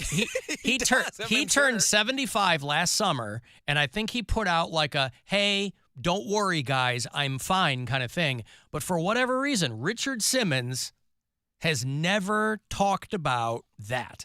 So I think the dude is probably not a virgin, but I bet this guy hasn't had any sexual contact in 30 years. Richard, unless he's like, paying twinks to come by or something like that. But people can't keep secrets now. So if that were the case, there's no wonder he's hiding in his house. He would probably love that. He's probably desperate for human contact, but you can't have people in your house like that anymore because they'll TikTok you up or they'll Twitter you up or whatever. And he can't have that because he's never. I don't know. They'll probably be embarrassed. Like, if he's getting like 20, 22, 23-year-old twinks, first of all, they don't even know who Richard Simmons is. They just think he's a rich old guy with a big house, and they're probably embarrassed. They're like, I'm just, escorting part-time to pay for UCLA or something, I think all that stuff would come out if that's what was happening. I don't know. I mean, even in this modern era, it's pretty amazing that nobody had any information on Richard Simmons for like a decade.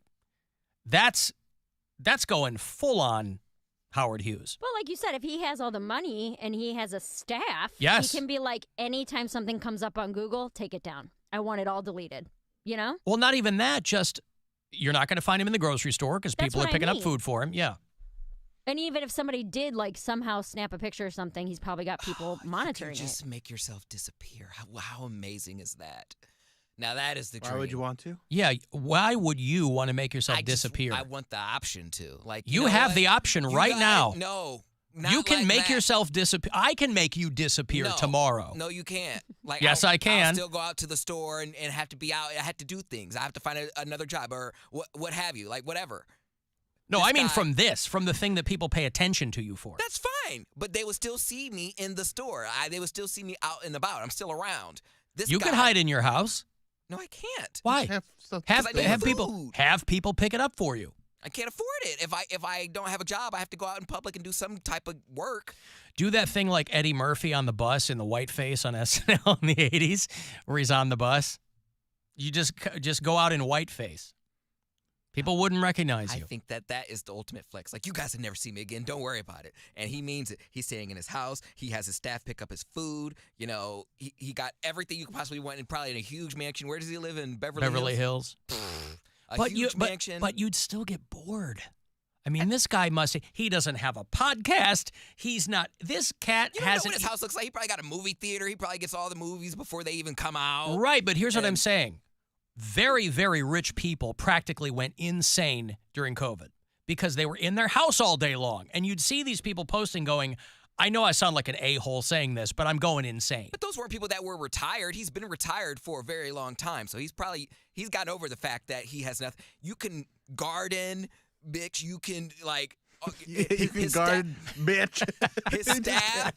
That's the only hoe he's got in his house is gardening. I'm saying his staff can probably has family to like, you guys want to go over and, play games with Richard Simmons? And they'd be like, hell yeah, we'll do like the virtual reality. He's probably in the metaverse. You don't know what he has in his house to keep him entertained. He can do whatever, and that's just a flex. Like, I don't have. He to might see have daylight staff ever again. putting on shows for him. He's just Right. throwing money at them. He has enough money to like start a in The cult. Watchmen with the HBO series and the servants that he creates. Yeah. Act out his life. But also the amazing thing is that you have to trust that your staff is not going to sneak a picture of you going to get the He's mail. probably had these people for 30 years. And he would know who did it. And they probably don't speak English. It's that language Or he takes barrier. their phones. Well, Where he's like, you live here, you work here, you don't need a cell phone. I mean, they're not hostages. I don't know that they live there. You probably have he's $60 million. You probably have a maid's quarters or something. He might have one or two people who do everything for him. I'm just saying, big picture, it's fascinating. They got to the point where people thought this guy might be dead. But he also might have just combed his hair different or got a haircut and can go out in public and people don't notice him.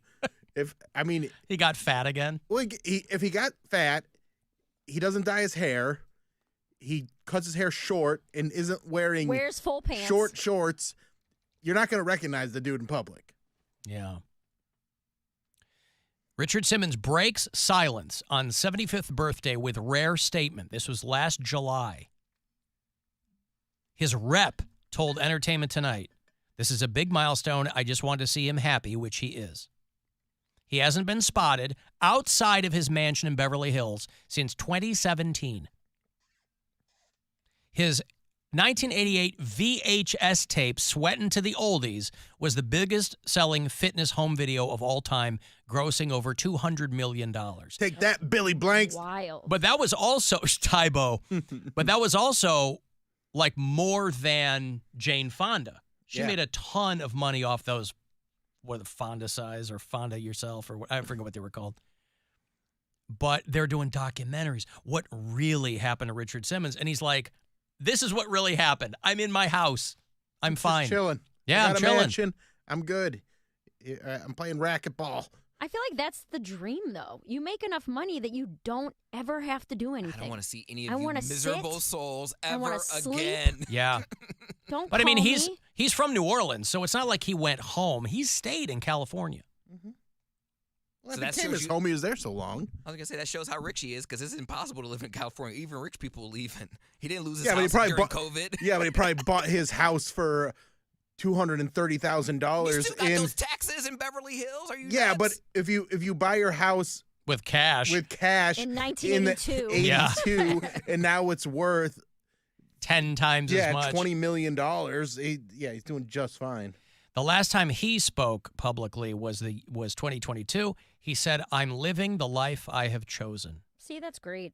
I love that. Good for him. I want him to be booed up courtside with a bay. That's all I want for him. I know he has everything else, but there ain't nothing like rubbing it in people's faces when you get a hot 23, 24-year-old twink booed up courtside.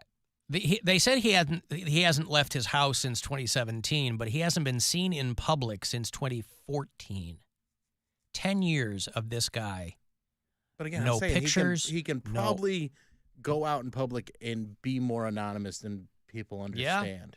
Because he's also, 75 now. Might have like horrible agoraphobia. His whole existence might be miserable. And he has to stay inside. Like, what about Bob? Where he's like, this is my safe place. This is where I can be. Like, you know what I mean? I'm sailing. Yeah. Wearing a "Don't Hassle Me, I'm Local" shirt. It's probably one of those mean old men. Just God bless him, because I just remember I remember my mom watching Richard Simmons. And from 5 minutes ago, I remember Mary's mom watching Richard Simmons. But I don't remember that, because then when I looked up the time, it was like 1980 to 1984. I'll remember it for you. I was not born. Maybe she had some episodes taped. Maybe. Yeah. I don't know. Your mom was sweating to the oldies. That's how you were conceived. Oh, come on, dude. What are you doing? I'm going to break here. I want to get the last word in. Shoot me a text, 35192 to do that. Cavs basketball tonight, 7 o'clock, that pregame. 7:30, they will tip off at the Romo Fijo against the Bucks. It's the Alan Cox Show. Everywhere on our free iHeartRadio app or whatever